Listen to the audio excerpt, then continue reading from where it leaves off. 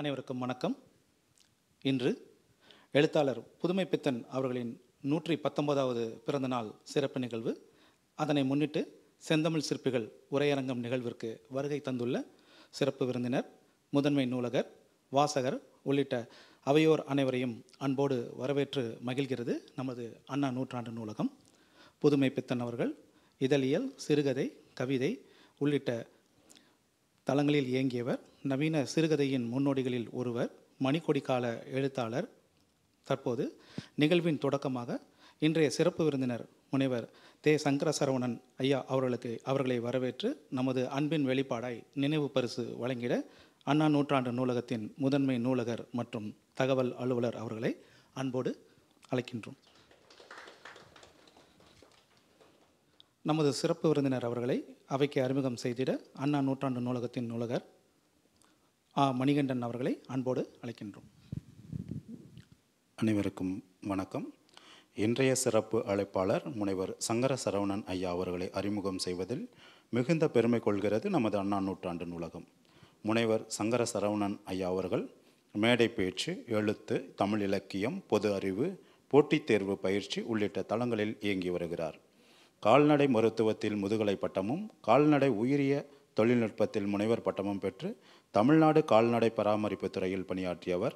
இந்திய ஆட்சிப்பணி உள்ளிட்ட பல்வேறு போட்டித் தேர்வுகளுக்கு ஆயத்தமாகும் மாணவர்களுக்கு பல ஆண்டுகளாக பயிற்சியும் அளித்து வருகிறார். போட்டித் தேர்வுகளுக்கான இந்தியா வரலாறும் பண்பாடும், பொது தமிழ் களஞ்சியம் உள்ளிட்ட நூல்கள் பலவற்றை எழுதியுள்ளார். அவற்றில் கையளவு களஞ்சியம் என்ற நூல் 1.5 லட்சம் பிரதிகளுக்கு மேல் விற்பனையாகியுள்ளது என்பது குறிப்பிடத்தக்கது. தமிழ்நாடு பாடநூல் மற்றும் கல்வியியல் பணிகள் கழகத்தின் இணை இயக்குநராக புதிய பாடத்திட்டம், பாடநூல் ஆக்கம், பாடநூல் மொழிபெயர்ப்பு ஆகிய பணிகளில் தன்னை முழுமையாக ஈடுபடுத்தி கொண்டவர். மேலும் பொது நூலக இயக்ககத்துடன் இணைந்து பன்னாட்டு புத்தக திருவிழாக்களில் பெரும் பங்காற்றியவர். இத்தகைய சிறப்புகளுடன் இயங்கி வரும் முனைவர் சங்கர சரவணன் ஐயா அவர்களின் பணி தொடர்ந்து சிறக்க அண்ணா நூற்றாண்டு நூலகம் சார்பாக அன்பான வாழ்த்தினை தெரிவித்துக் கொள்கிறோம். நன்றி. நிகழ்வில் தொடர்ந்து இன்னும் கோபிக்க வைக்க ஆசைப்பட்டவர் என்னும் தலைப்பில் உரையாற்ற முனைவர் தே. சங்கர சரவணன் அவர்களை அன்போடு அழைக்கின்றோம். அனைவருக்கும் எனது பணிவான மாலை வணக்கங்கள். செந்தமிழ் சிற்பிகள் அரங்கத்தின் உரை வரிசையில் 4வது உரையாக இன்று புதுமைப்பித்தன் பிறந்த தினத்தில் அவரை பற்றி உரையாற்றுவதற்கு வாய்ப்பு வழங்கியதற்காக புது நூலகத்துறை இயக்குனருக்கும், புது நூலக அண்ணா நூற்றாண்டு நூலகத்தினுடைய தலைமை நூலகர் அவர்களுக்கும், இங்கே திரளாக கலந்து கொண்டிருக்கின்ற வாசக பெருமக்களுக்கும், இதை காணொளி வாயிலாக காண இருக்கின்ற இலக்கிய நேயர்களுக்கும் எனது பணிவான வணக்கங்கள். புதுமைப்பித்தன் பற்றி குறிப்பிடுகின்ற பொழுது ஒவ்வொருவரும் ஒவ்வொரு மாதிரி சொல்லியிருக்கிறார்கள். ஒரு எழுத்தாளரை பற்றி நாம் பேசும் பொழுது அவருடைய புத்தகங்களை படிக்கிறோம். அவரை பற்றிய மதிப்பீடு எப்படி மற்ற எழுத்தாளர்களால், விமர்சகர்களால் வைக்கப்படுகிறது என்பதையும் வாசிக்கிறோம். அவற்றின் ஒட்டுமொத்த திரளாகத்தான் நாம் அவரை பற்றி பேசுகிறோம். தாம் வாழும் காலத்திலேயே அறியப்படாமல் போன எழுத்தாளர்கள் பலர் உண்டு. தான் மறைந்த பின்னால் மறைந்து போன எழுத்தாளர்கள் பலர் உண்டு. மறைந்த பின்னரும் நினைவு கூறப்படும் எழுத்தாளர்கள் வெகு சிலரே. அதற்கு அவர்களுடைய படைப்புகளே காரணமாக அமையும். அப்படிப்பட்ட எழுத்தாளர்களில் ஒருவராக புதுமைப்பித்தன் இருக்கிறார். அப்படி நினைவு கூறப்படும் போது கூட அவர் காலத்தை மீறி சிந்தித்த ஒரு எழுத்தாளராக இருந்தால்தான் அவர் கால பரிமாண வழியை தாண்டி எல்லா தலைமுறைகளாலும் ரசிக்கப்படக்கூடிய ஒரு எழுத்தாளராக இருப்பார். புதுமைப்பித்தன் அப்படிப்பட்ட ஒரு எழுத்தாளர். இன்றைக்கும் நீங்கள் புதுமைப்பித்தனை எடுத்து வாசித்தால் அவர் இலக்கியத்தில் தீவிரமாக இயங்கிய காலகட்டம் என்பது 14 வருடம்தான். 1934 1948 வரை 14 ஆண்டுகள் மட்டுமே அவர் எழுதினார். அதிலும் மிக தீவிரமாக அவர் கிட்டத்தட்ட அவருக்கு 99 கதைகளே அவருடைய முழு தொகுப்பிலே ஆரா வெங்கடாசலபதி காலச்சூடுகாக வெளியிட்ட அவருடைய முழு தொகுப்பு புதுமைப்பித்தன் தொகுப்பிலே 99 கதைகளை வெளியிட்டிருக்கிறார். அதிலே அவருடைய சிற்றன்னை என்ற குறுநாவலும் முழுமையடையாத நாவலான அன்னை இட்ட தீ என்ற நாவலும் அடங்கும். அதை நீக்கிவிட்டு பார்த்தால் 97 சிறுகதைகள். இவை அல்லாமல் அவருடைய தழுவல் சிறுகதைகள் என்று சில கதைகள் இருக்கின்றன. அதாவது மொழிபெயர்ப்பு கதைகள். மாப்பசன் என்று சொல்லக்கூடிய புகழ்பெற்ற பிரெஞ்சு எழுத்தாளர் எழுதிய கதைகளை தமிழில் மொழிபெயர்த்து புதுமைப்பித்தன் வெளியிட்டிருக்கிறார். நந்தன் என்ற புனைப்பெயரில் அந்த கதைகளை ஊழியன் என்ற பத்திரிகையில் பணியாற்றி கொண்டிருந்த பொழுது மாப்பசனுடைய கதைகளை தமிழில் மொழிபெயர்த்து எழுதினார். மாப்பசன் சிறுகதையினுடைய மிக முக்கியமான ஒரு எழுத்தாளர். பிரெஞ்சு தேசத்தை பிரான்ஸ் நாட்டைச் சேர்ந்தவர். அவருடைய கதைகளை எப்படி தமிழுக்கு தழுவி எழுத முடியும் லாவகமாக? ஏன்னா பிரான்ஸ் நாட்டு கலாச்சாரம் வேறு, தமிழ்நாட்டினுடைய கலாச்சாரம் வேறு. அந்த கலாச்சாரம் மதிப்புக்கேற்ப அதை எப்படி தழுவ முடியுமோ அப்படி தழுவி அந்த கதை எங்கே நடப்பது மாதிரி எழுத வேண்டும் என்ற சூட்சுமமெல்லாம் தெரிந்து மிக அற்புதமாக தழுவி எழுதியிருக்கிறார். அவை தனியாக வந்திருக்கின்றன. அப்படிப்பட்ட கதைகளை ஒரு 6 கதைகளை புதுமைப்பித்தனில் மிகுந்த ஆழமான ஆராய்ச்சி செய்தவர் தோமுசி ரகுநாதன். அவரும் ஒரு செந்தமிழ் சிற்பி அரங்கத்திலே அவருக்கும் ஒரு தனியான ஒரு இடம் இருக்கிறது. அவரும் சாகித்ய அகாடமி விருது பெற்றவர். பாரதி காலமும் கருத்தும் என்ற புத்தகத்துக்காக சாகித்ய அகாடமி விருது பெற்றிருக்கிறார். தோமுசி ரகுநாதன் தன் வாழ்க்கையில் மிக முக்கியமான பணியை செய்திருக்கிறார். தமிழ் இலக்கியத்திற்கு பாரதியாருடைய பங்களிப்பு என்ன, புதுமைப்பித்தனுடைய பங்களிப்பு என்ன என்பதை விளக்கி அற்புதமான நூல்களை எழுதியிருக்கிறார். பாரதியாரை பற்றி தோமுசி ரகுநாதன் எழுதிய புத்தகங்கள் பாரதி காலமும் கருத்தும் என்ற ஒரு புத்தகம், பாரதியும் ஷெல்லியும் என்று 2 பேரையும் ஒப்பிட்டு ஆராயக்கூடிய ஒரு புத்தகம், பாரதி சில பார்வைகள் என்ற ஒரு புத்தகம். இந்த 3 புத்தகங்களும் அவருடைய முக்கிய பங்களிப்பாக இருக்கின்றன. 3ஐயுமே தமிழ்நாடு பாடநூல் கழகம் வெளியிட்டிருக்கிறது. அதேபோல் புதுமைப்பித்தனை பற்றி புதுமைப்பித்தன் வரலாறு என்ற புத்தகத்தை தோமுசி ரகுநாதன் எழுதியிருக்கிறார். இந்த புத்தகம்தான் புதுமைப்பித்தன் வரலாறு என்ற புத்தகம். மிகச்சிறிய புத்தகம். ஏன்னா புதுமைப்பித்தன் வாழ்ந்ததே மிக குறுகிய காலம் என்பதால் அவருடைய வரலாறு என்பது மிகச் சுருக்கமாக எழுதக்கூடியது தான். அதனால் இந்த புத்தகத்தை அவர் சுமார் 162 பக்கங்கள், அதுவும் நாங்கள் அந்த இதில் வரக்கூடிய பிறமொழி சொற்களுக்கு பின்னிணைப்பெல்லாம் போட்டிருக்கிறோம். அதனால் 164 பக்கம் வந்திருக்கிறது. 154 பக்கம்தான் இந்த புத்தகத்தினுடைய மொத்த கண்டென்ட், அந்த முன்னுரைகள் எல்லாம் சேர்த்து கூட. இன்னொரு புத்தகம் எழுதியிருக்கிறார். அது புதுமைப்பித்தன் விமர்சனங்களும் விசமத்தனங்களும் என்றொரு புத்தகம். புதுமைப்பித்தனை பற்றி எப்படி பிற்காலத்தில் அவர் காலத்தில் வாழ்ந்த சில எழுத்தாளர்கள் பிற்காலத்தில் புதுமைப்பித்தன் புகழ்பெற தொடங்கிய பொழுது அவர் மட்டும் சிறந்த எழுத்தாளர் இல்லை, அவர் காலத்திலேயே வேறு சில எழுத்தாளர்கள் இருந்தார்கள் என்று அவருக்கு எதிராக சில பரப்புரைகளை செய்ய ஆரம்பித்தார்கள். அதை ரொம்ப நாசுக்காகவும் ஒரு சூட்சுமத்தோடும் செய்தார்கள். அதை எல்லாவற்றையும் கண்டுபிடித்து அவர் தழுவல் கதைகள் சிலவற்றை எழுதினார் என்பதற்காக அவர் பத்திரிகையில் பணியாற்றுகின்ற பொழுது, பத்திரிகையில் ஊழியன் என்ற பத்திரிகையில் பணியாற்றினார். அப்பொழுது பக்கங்களை நிரப்ப வேண்டும் என்பதற்காக பிரெஞ்சு கதைகள் எல்லாம் வாசித்து நிறைய வாசிக்கும் பழக்கம் கொண்டவர். அப்படி வாசிக்கின்ற பொழுது அதற்கு தமிழ் கதைகள் எதை மாற்றி எழுத முடியும் என்பது அதையெல்லாம் அவர் வாழ்ந்த காலத்தில் தன்னுடைய கதைகள் என்று வெளியிடவே இல்லை. அவர் உயிரோடு இருந்த காலத்தில் வெளியிட்ட தொகுப்புகளில் அந்த கதைகள் இடம்பெறவில்லை. புதுமைப்பித்தன் என்ற பெயரில் அவர் எழுதிய கதைகள் மட்டும்தான் அவர் வெளியிட்டிருக்கிறார். இவற்றையெல்லாம் அவர் கவனமாக நந்தன் என்ற புனைப்பெயரில் தான் எழுதினார். இதை தெரிந்து கொண்ட சில சமகால எழுத்தாளர்கள் பிற்காலத்தில் புதுமைப்பித்தன் வேறு நாட்டு இலக்கியங்களை படித்து எழுதியவர், அவர் தழுவல் கதைக்காரர் என்றெல்லாம் அவர் மீது ஒரு அவதூறை வைக்க முயன்ற பொழுது அதை முறியடிக்கிற மாதிரி தோமுசி ரகுநாதன் தனது வாழ்க்கையை அதற்காக அர்ப்பணித்து புதுமைப்பித்தன் விமர்சனங்களும் விசமத்தனங்களும், அவர் வாழ்க்கை வரலாற்றையே 150 பக்கங்களில் எழுதியவர். புதுமைப்பித்தன் விமர்சனங்களை, அவரை பற்றி வைக்கப்பட்ட விமர்சனங்கள் எவ்வாறெல்லாம் போலியானவை, பொய்யானவை, அதற்கு பின்னால் என்னென்ன விஷயங்கள் இருக்கின்றன. ஒரு எழுத்தாளர் ஒருத்தரை பற்றி விமர்சிக்கிறார் என்று சொன்னால் அவர் எழுத்தை மட்டும் விமர்சிப்பதில்லை, இந்த எழுத்தாளருக்கும் அந்த எழுத்தாளருக்கும் உள்ள உறவை பொறுத்தது. ஸோ இவருக்கும் அவருக்கும் இந்த உறவில் என்ன சிக்கல் இருந்தது, அதற்காக எதற்காக இவர் இப்படி எழுதியிருக்கிறார் என்பதையெல்லாம் ரொம்ப நுணுக்கமாக ஆராய்ந்து அது ரொம்ப ஒரு மிகச்சிறந்த நூல் என்று சொல்லலாம். தமிழ் எழுதப்பட்ட நூல்களில் மிகச்சிறந்த நூல் புதுமைப்பித்தன் விமர்சனங்களும் விசமத்தனங்களும் என்ற நூல். அது பாடநூல் கழக வெளியீடாக வர இருக்கிறது. ஏற்கனவே அது தோமுசி ரகுநாதன் படைப்புகள் நாட்டுடைமையாக்கப்பட்டவை என்பதால் எளிதில் கிடைக்கின்றன. இருந்தாலும் குறைந்த விலையில் பாடநூல் கழகமும் அதை வெளியிட இருக்கிறது.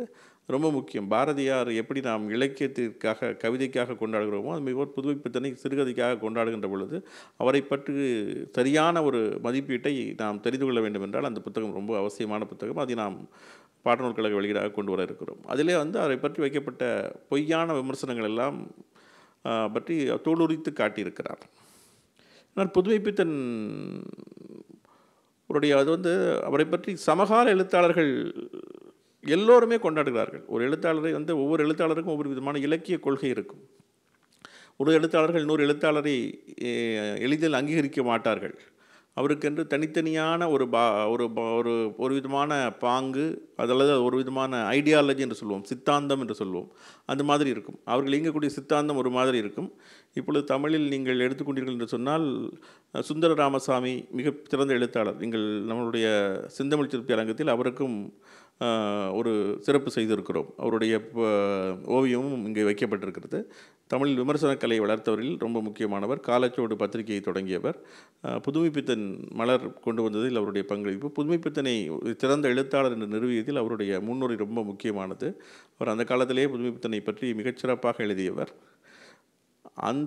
அவருடைய சித்தாந்தம் ஒரு மாதிரியானது. அதேபோல் புதுமைப்பித்தனை அடியொற்றி அவருடைய நண்பராக இருந்தவர் ஆரா வெங்கடாசலபதி. அவரும் சாகித்ய அகாடமி விருது பெற்றிருக்கிறார். அவர் தான் புதுமைப்பித்தன் ஆய்வை முழுமையாக மேற்கொண்டு புதுமைப்பித்தனுடைய சிறுகதைகள் தொகுப்பை முழுமையாக கொண்டு வந்தார். புதுமைப்பித்தனுடைய கட்டுரைகளை கொண்டு வந்திருக்கிறார், அவருடைய கவிதைகளை கொண்டு வந்திருக்கிறார், அவருடைய மொழிபெயர்ப்புகளை கொண்டு வந்திருக்கிறார். புதுமைப்பித்தன் பற்றி எல்லா புத்தகங்களையும் அவர் கொண்டு வந்திருக்கிறார் ஆரா வெங்கடாசலபதி. தொடக்கத்தில் புதுமைப்பித்தனுடைய கதைகளை எல்லாம் தொகுக்க முயன்ற பொழுது நான் சலபதியை வந்து பேட்டி எடுக்கக்கூடிய ஒரு வாய்ப்பு கிடைத்தது. இப்பொழுது நாங்கள் பன்னாட்டு புத்தகத்தில் நடத்திய பொழுது அவரை பேட்டி எடுக்கக்கூடிய வாய்ப்பு கிடைத்தது. அவர் வந்து மனோன்மணியம் சுந்தரநாள் பல்கலைக்கழகத்தில் ஒரு காலத்தில் நூலகராக இருந்தார். அதன் முன் இப்பொழுது Madras institute of development studies MIDS என்று சொல்லக்கூடியதில் வரலாற்று பேராசிரியராக இருக்கிறார். இப்பொழுது சாகித்ய அகாடமி விருது பெற்றது உங்கள் எல்லோருக்கும் தெரியும், வஉசி புத்தகத்திற்காக. வஉசி, பாரதியார், புதுமைப்பித்தன் மூன்றிலும் நல்ல தரமான ஆய்வுகளை மேற்கொண்டவர். அவருடைய புதுமைப்பித்தன் புத்தகத்தை போடும்பொழுது அவர் சொன்னார், உங்களுக்கு பாராட்டு கூட்டங்கள் எல்லாம் இப்பொழுது நிறைய பேர் பாராட்டுவார்கள் என்று நான் கேட்டபொழுது அவர் சொன்னார், அதெல்லாம் எனக்கு இப்பொழுது வந்து கொண்டிருக்கிறது. ஆனால் எனக்கு முதலாக நான் புதுமைப்பித்தன் புத்தகம் போட்டதுக்காக அதுக்கு தான் உங்களுக்கு முதல் பாராட்டு கூட்டம் நடந்ததா என்று கேட்டேன். இல்லை, அதற்கு தான் முதலாக கண்டன கூட்டம் போட்டார்கள் என்று சொன்னார். புதுமைப்பித்தன் தொகுப்பு வெளியிட்டபோது, ஏன்னா அப்பொழுது எனக்கு ஆச்சரியமாக இருந்தது, புத்தகம் தொகுப்பு வெளியிட்டதற்கு கண்டன கூட்டம் எல்லாம் போடுவார்கள் என்று அவர் சொன்னபோது தான் எனக்கு ஆச்சரியமாக இருந்தது. அந்த அளவுக்கு அவர் போன்றவர்கள் போராடி ஒரு எழுத்தாளரை சிறந்த எழுத்தாளர் என்று நிரூபிக்குவதற்கு போராட வேண்டியிருந்திருக்கிறது. அவருடைய தோமுசி ரகுநாதனுடைய பங்களிப்பாக இருக்கட்டும், சலபதியினுடைய பங்களிப்பாக இருக்கட்டும், சுந்தர ராமசாமியினுடைய பங்களிப்பாக இருக்கட்டும், எல்லாமே புதுமைப்பித்தனை நிறுவுவதில் அவர்களுடைய பங்களிப்பு என்பது ரொம்ப முக்கியமானது. அவர்களே தலைச்சிறந்த எழுத்தாளர்களாக இருந்தாலும் அவருடைய பங்களிப்பு இன்னொரு எழுத்தாளருடைய பெயர் மங்கி போய்விடக்கூடாது என்பதற்காக அதற்கான ஆதாரப்பூர்வமான விமர்சனங்களை எல்லாம் எடுத்து வைத்து நிரூபித்திருக்கிறார்கள். புதுமைப்பித்தன் கதைகளே தங்களை தாங்களே நிறுவிக்கொள்பவை. அதற்கு யாரும் முட்டுக் கொடுக்க வேண்டிய அவசியமே இல்லை. அவருடைய கவிதை படித்தாலே நமக்கு தெரியும் அவர் சிறந்த படைப்பாளி என்று. ஆனால் அதையும் மீறி அவர் ஒரு தழுவல் எழுத்துக்காரர் என்று ஒரு முத்திரை அவரிடம் முத்திரை குத்துவதற்கு சிலர் முயன்ற பொழுது ஜாதிய ரீதியான காரணங்கள் கூட முன்வைக்கப்படுகின்றன. அதை தாண்டி அவரை நிறுவ வேண்டிய ஒரு அவசியம் இலக்கியவாதிகளுக்கு இருந்தது. அதில் எந்த விதமான சாதியமும் கிடையாது. எல்லா சாதி மதங்களை எல்லாம் கடந்து புதுமைப்பித்தனை போற்றி இருக்கக்கூடிய எழுத்தாளர்கள் பட்டியல் நீண்டது. அதில் ஒரு எழுத்து தான் நிற்கும். மற்ற எல்லா விதமான அதாவது எழுத்தாளர்களுக்கிடையே உள்ள உறவு, சாதியம் அல்லது சமயம் சார்ந்து இயங்குவது, அல்லது ஒரு நிறுவனமாக குறுங்குழு மனப்பான்மையில் இயங்குவது எல்லாமே ஒரு காலத்தில் அடிபட்டு போய்விடும். எல்லாவற்றையும் வாசகனே தீர்மானிப்பான். அது யாரையும் நாம் முட்டு கொடுத்து இவரை சிறந்தவர் என்று நிறுத்திவிட முடியாது. காலம் கடந்த பின்னால் வாசகன் அதாவது ஒரு எழுத்துக்களை காலம் கடந்து தூக்கில் போடுவார்கள் என்று சொல்வார்கள். அந்த மாதிரி காலம் கடந்த பின்னும் எழுத்தாளர் மறைந்த பின்னும் ஒரு எழுத்து தூக்கிலே விடப்படும். அதுபோல் ஒரு எழுத்தாளர் கொண்டாடப்படுவதும் ஒரு காலம் கடிந்து. இப்போ நாம் திருக்குறளை கொண்டாடி கொண்டு இருக்கோம்னா, வள்ளுவர் அவருக்கென்று மன்றங்கள் வைத்துக் கொள்ளவில்லை, அவர் என்று விருது கொடுத்து யாரையும் கூட்டம் சேர்க்கவில்லை. இருந்தாலும் நாம் இன்றைக்கு திருக்குறளை கொண்டாடி கொண்டிருக்கிறோம். அதற்கு காரணம் அவருடைய படைப்பு. அதே போல் புதுமைப்பித்தனும் அந்த காலத்தில் வாழ்ந்த காலத்தில் கஷ்டப்பட்டாலும் இன்றைக்கு நாம் எல்லோரும் அவரை கொண்டாடி கொண்டிருக்கிறோம். காரணம் அவருடைய எழுத்து. அவர் எழுத்தே அவரை நிரூபிக்கொள்ளும் திறமை வாய்ந்தது. இன்றைக்கு நாங்கள் பாடநூல் கழகத்தில் ஒரு புத்தகம் நான் சமீபத்தில் வெளியிட்டேன். புதுமைப்பித்தன் தேர்ந்தெடுத்த சிறுகதைகள் என்ற இந்த ஒரு தொகுப்பு. இதில் 10 கதைகள் மட்டுமே இதில் இடம்பெற்றிருந்தது. 10 கதைகள், 9 கதைகள் அவர் எழுதிய கதைகள், ஒரே ஒரு கதை அவருடைய தழுவல் கதை, அந்த முட்டாள் வேணு என்ற கதை. அந்த கதையை நான் திரும்ப சொல்ல போவதில்லை. ஏற்கனவே அந்த கதையை நான் பொருணை இலக்கிய திருவிழாவில் சொல்லியிருக்கிறேன். அதை நீங்கள் அந்த ஒளிப்பதிவு இருக்கும், நீங்கள் கேட்டுக்கொள்ளலாம். நீங்கள் இலக்கியத்தில் நீங்கள் இணையத்தில் போனாலும் அந்த கதை கிடைக்கிறது, படிக்கலாம். சலபதியுடைய தொகுப்பு கூட இணையத்திலே இலவசமாக கிடைக்கிறது. 99 புத்தகங்களுமே நீங்கள் படிக்கக்கூடிய அளவுக்கு விக்கி மூலம் அதிலே இலவசமாக பதிவேற்றம் செய்திருக்கிறார்கள். அதை படிக்கலாம். நீங்கள் புத்தகம் வாசிக்க வேண்டும் என்றால் காலச்சோடு வெளியீடாக வந்திருக்கிறது, அதை வாங்கியும் வாசிக்கலாம். அது அந்த அந்த அந்த முட்டாள் வேணும் என்பது அவருடைய ஒரு தழுவல் கதை. மீதி 9 அவருடைய முக்கியமான கதைகள். அந்த 9 கதைகளிலே புதுமைப்பித்தன் ரொம்ப எப்பொழுதுமே அவர் கொண்டாடப்படுவது அகலிகை, சாப விமோசனம் என்ற 2 கதைகளுக்காக, கடவுளும் கந்தசாமி பிள்ளையும் என்ற கதைக்காக, காஞ்சனை என்ற கதைக்காக, செல்லம்மாள் என்ற கதைக்காக, சில்பியின் நரகம் என்ற கதைக்காக, பொன்னகரம் என்ற கதைக்காக, இப்படி ஒரு 10-15 கதைகள், முக்கியமான கதைகள், அவருடைய கதைகளிலேயே மிகச்சிறந்த கதைகள். புதுமைப்பித்தனை பற்றி சுந்தர ராமசாமி மிக அற்புதமான முன்னுரை எழுதியிருப்பார். புதுமைப்பித்தனுடைய கதைகளினுடைய சிறப்பம்சங்களை எல்லாம் அவர் ஆராய்ந்து பார்க்கின்ற பொழுது அதில் புதுமைப்பித்தனே சிறுகதை எப்படி இருக்க வேண்டும் என்பதையெல்லாம் பலவிதமாக எழுதியிருக்கிறார். புதுமைப்பித்தனுடைய தொகுப்பு ஒன்றிற்கு கானா சுப்பிரமணியம் அவர் முக்கியமான தமிழ் இலக்கிய விமர்சகர். அவர் ஒரு நீண்ட முன்னுரை எழுதினார். அந்த முன்னுரை கூட இந்த புத்தகத்திலே கொடுத்துருக்கிறோம். கானாசுவினுடைய முன்னுரை, நீண்ட முன்னுரை இந்த புத்தகத்தில் இடம்பெற்றிருக்கிறது. அந்த முன்னுரையை பற்றி கூட தோமுசி ரகுநாதன் மாற்று கருத்துக்களை முன்வைத்திருக்கிறார். தோமுசி ரகுநாதனுடைய விமர்சனங்களும் விசமத்தனங்களும் புத்தகத்தில் இருக்கும். இருந்தாலும் கானாசு புதுமைப்பித்தனை நிறுவியவர்கள், புதுமைப்பித்தனோட பழகிய எழுத்தாளர்களில் ஒருத்தர் என்பதால் அவருடைய புதுமைப்பித்தனை எப்படியெல்லாம் அவருடைய கதைகளுக்கான முன்னுரையை மிகச்சிறப்பாக எழுதியிருக்கிறார். அந்த அடிப்படையில் அந்த முன்னுரை, இந்த புத்தகத்தில் 64 பக்கம் அந்த முன்னுரை, மிக விரிவான முன்னுரை. புதுமைப்பித்தனை சிறுகதை எப்படி இருக்க வேண்டும் என்று சில இடங்களில் சொல்லியிருக்கிறார். ஒரு சிறுகதை என்பது சாதாரணமாக எல்லா விஷயத்துக்கும் ஒரு தொடக்கம், வளர்ச்சி, முடிவு என்று இருக்கும். ஆனால் சிறுகதையில் அப்படி இருக்காது என்பதை புதுமைப்பித்தனை மேல்நாட்டு சிறுகதைகளை படித்து அதில் தாக்கத்தை உணர்ந்து கொண்ட புதுமைப்பித்தன் ஒரு சிறுகதை என்பது நட்ட நடுவில் ஆரம்பிக்கும் என்கிறார். அதற்கு தொடக்கமும் கிடையாது, முடிவும் கிடையாது. ஒரு மன சஞ்சலத்தை புலப்படுத்துவது, இடையிலேயே ஆரம்பித்து முடிவதற்கு முன்னாலேயே சில கதைகளை நடத்தி விடுவார்கள். அந்த கதை எங்கே முடிகிறதோ அங்கே தான் நம் சிந்தனையே தொடங்கும். அதே மாதிரி நிறைய கதைகள் புதுமைப்பித்தனும் அதே மாதிரி நிறைய எழுதியிருக்கிறார். அந்த மாதிரியான ஒரு வடிவச்செம்மை என்று சொல்வார்கள். சிறுகதைக்கென்று ஒரு வடிவம், அதாவது சிறிய கதை வேறு, சிறுகதை வேறு. சிறிய கதை என்று சொன்னால் ஸ்மால் ஸ்டோரி, அதாவது ஒரு ஊரில் ஒரு ராஜா இருந்தார் என்று நாம் ஆரம்பித்து கதை சொல்வோம், கடைசியில் சுகமாக வாழ்ந்தார்கள் என்று முடிப்போம். அந்த மாதிரியான கதைகள் சிறிய கதைகள். சிறிய கதைகள் வேறு, சிறுகதைகள் என்பது வேறு. சிறுகதைகள் மேல்நாட்டு பாணியில், அதாவது மேல்நாட்டிலே சிறுகதைகள் இன்றைக்கும் சிறந்த சிறுகதை எழுத்தாளர்கள் என்று சொன்னால் ஆண்டன் செக்காவ், மாப்பசன். ஆண்டன் செக்காவ் ரஷ்ய எழுத்தாளர், மாப்பசன் பிரெஞ்சு எழுத்தாளர், ஓ ஹென்றி அமெரிக்க எழுத்தாளர். இவர்கள் 3 பேரையும் சிறப்பாக சொல்வார்கள். அந்த தரத்திற்கு ஆலிஸ் மன்ரோ என்று கனடாவிலே ஒரு சிறந்த எழுத்தாளர், நோபல் பிரைஸ் பெற்ற எழுத்தாளர் இருக்கிறார். இவர்கள் தரத்திற்கு புதுமைப்பித்தனும் எழுதினார். அதுதான் அவருடைய முக்கியம். அவருடைய கதைகள், கடவுளும் கந்தசாமி பிள்ளையும் கதையாக இருக்கட்டும், பொன்னகரம் என்ற கதையாக இருக்கட்டும், அகலிகை, சாப விமோசனம், இந்த கதைகள் எல்லாம் அந்த தரத்துக்கு போட்டியிடக்கூடியவை. அவருடைய கதைகளில் ஒரு விதமான ஒரு நக்கல், நையாண்டி, கிண்டல் எப்போதும் இருந்து கொண்டே இருக்கும். உதாரணத்திற்கு சாதாரண நாம் சொல்வதற்கும் ஒரு எழுத்தாளர் சொல்வதற்கும் அது வித்தியாசம். அவர் 1930களில் எழுதியவர். அப்பொழுது பொன்னகரம் என்ற கதையில் அவர் எழுதுகிறார், இன்றைக்கு நிலவு வர வேண்டும், நிலவு வரவில்லை. அன்றைக்கி நிலவு வர வேண்டும், நிலவு வரவில்லை. அதாவது அமாவாசைக்கும் பௌர்ணமிக்கும் இடையே உள்ளது. மேகம் மேகமூட்டமாக இருந்திருக்க, நிலவு வரவில்லை. அதனால் வீதியெல்லாம் இருட்டாக இருக்கிறது. அது அவர் சொல்லலை. இன்றைக்கு நிலவு வர வேண்டும், வரவில்லை. அதுக்கு முனிசிபாலிட்டி என்ன செய்ய முடியும் என்று கேட்கிறார். முனிசிபாலிட்டி எப்போதுமே லைட் போட மாட்டாங்க. அப்படிங்கிறது நேரடியாக விமர்சனம் பண்ணாமல், இன்றைக்கி நிலவு வர வேண்டும், நிலவு வந்தால் ரோடு வெளிச்சமாக இருக்கும், நிலவு வர வேண்டும், வரவில்லை, அதுக்கு முனிசிபாலிட்டி என்ன செய்ய முடியும். இது இந்தியா சுதந்திரம் பெற்றதுக்கு பின்னால் எழுதியதில்லை, பிரிட்டிஷ் காலத்தில் எழுதப்பட்ட கதை. அப்போது உள்ள நிலையும் நீங்கள் நினைத்து பார்க்கலாம். ரைட்டா? விமர்சனம் என்பது, ஒரு மெல்லிய அரசியல் விமர்சனம் என்பது ஒரு கதையிலே எப்படி வரும் என்பதால், ஒரு எடுத்த உடனேயே அந்த கதையிலே ஆரம்பிக்கும் போது இன்றைக்கு நிலவு வர வேண்டும், வரவில்லை, அதற்கு முனிசிபாலிட்டி என்ன செய்ய முடியும். நியாயமாக அவர் முனிசிபாலிட்டிக்கு ஆதரவாக பேசுவது போல், இதைத்தான் அங்கதம் என்று, சாட்டையர் என்று சொல்வார்கள் இலக்கியத்தில். அங்கதம் என்று ஒரு குத்தி காட்டுகிற மாதிரி, இதற்கு முனிசிபாலிட்டி என்ன செய்ய முடியும், முனிசிபாலிட்டி குறை சொல்ல முடியுமா, முனிசிபாலிட்டிக்கு நிலவை உரைக்கக்கூடிய பவர் இருக்கிறதா, கிடையாது அல்லவா. அதனால் நிலவு வர வேண்டும், வரவில்லை, வந்தால் ரோடு வெளிச்சமாக இருக்கும், நிலவு வரவில்லை, முனிசிபாலிட்டிக்கு என்ன செய்ய முடியும். அது மாதிரி 2 வரிகளிலேயே அவர் விஷயத்தை எழுதி கொண்டு போவார்.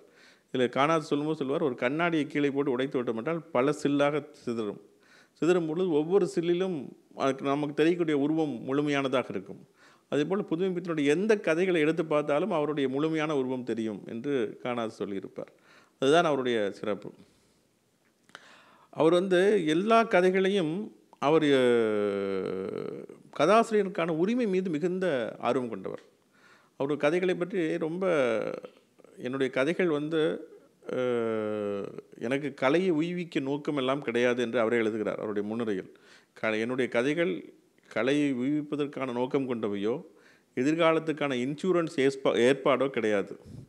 எனக்கு பிடித்ததையும் பிடிக்காதையும் என் மனம் போன போக்கில் கிண்டல் செய்து கொண்டிருக்கிறேன். பிடித்தவர்கள் என்னோடு சேர்ந்து சிரிக்கலாம். ரைட்டா? பிடித்ததையும் கிண்டல் செய்கிறார், பிடிக்காதையும் கிண்டல் செய்கிறார். அதுதான் முக்கியம் அவருக்கு. எனக்கு பிடித்ததையும் எனக்கு பிடிக்காதையும் என் மனம் போன போக்கில் கிண்டல் செய்து கொண்டிருக்கிறேன். பிடித்தவர்கள் என்னோடு சேர்ந்து சிரிக்கிறார்கள், பிடிக்காதவர்கள் கோபப்படுகிறார்கள். அவர்கள் கோபப்படுவதை பார்க்கும் பொழுது அவர்கள் இன்னும் கோபப்பட்டு முகம் சிவந்தால் நன்றாக இருக்குமே என்று எனக்கு ஆசை வருகிறது என்று எழுதுகிறார். மற்றவர்களை கோபப்படுத்துவதற்கு எனக்கு ஆசைப்படுகிறேன் என்று அவர் எழுதுகிறார். எனவே அவருடைய இலக்கிய கொள்கை தீர்மானித்து விட்டார். இப்படித்தான் நான் எழுதுவேன், நீங்கள் சொல்வதற்காக நான் மாற்றிக்கொள்ள முடியாது என்று அவருடைய கொள்கையில் திடமாக இருந்திருக்கிறார். அது எந்த அளவுக்கு என்பதற்கு ஒரு உதாரணம் சொல்ல வேண்டும் சொன்னால், சாப விமோசனம் என்ற கதை. அது உங்களுக்கு அகலிகை கதை நமக்கு தெரியும். அகலிகை கதையை 2 விதமாக அவர் இன்டர்பிரட் பண்ணி எழுதுகிறார். அகலிகை என்பது உங்களுக்கு கம்பராமாயண காலத்திலிருந்தே விளங்குகின்ற ஒரு கதை. அகலிகை கௌதமரின் மனைவி. அகலிகை மீது ஆசைப்பட்ட இந்திரன் சேவல் கூவுவது போல கூவி கௌதமரை எழுந்து சொல்லிவிட்டு அகலிகையோடு தங்கி செல்கிறார். அதனால் அகலிகை கற்பிழந்து போனதாக கௌதம முனிவர் அறிந்து கொண்டு அகலிகைக்கு சாபம் கொடுக்கிறார். கல்லாக போக வேண்டும் என்று இந்திரனுக்கும் சாபம் கொடுக்கிறார்.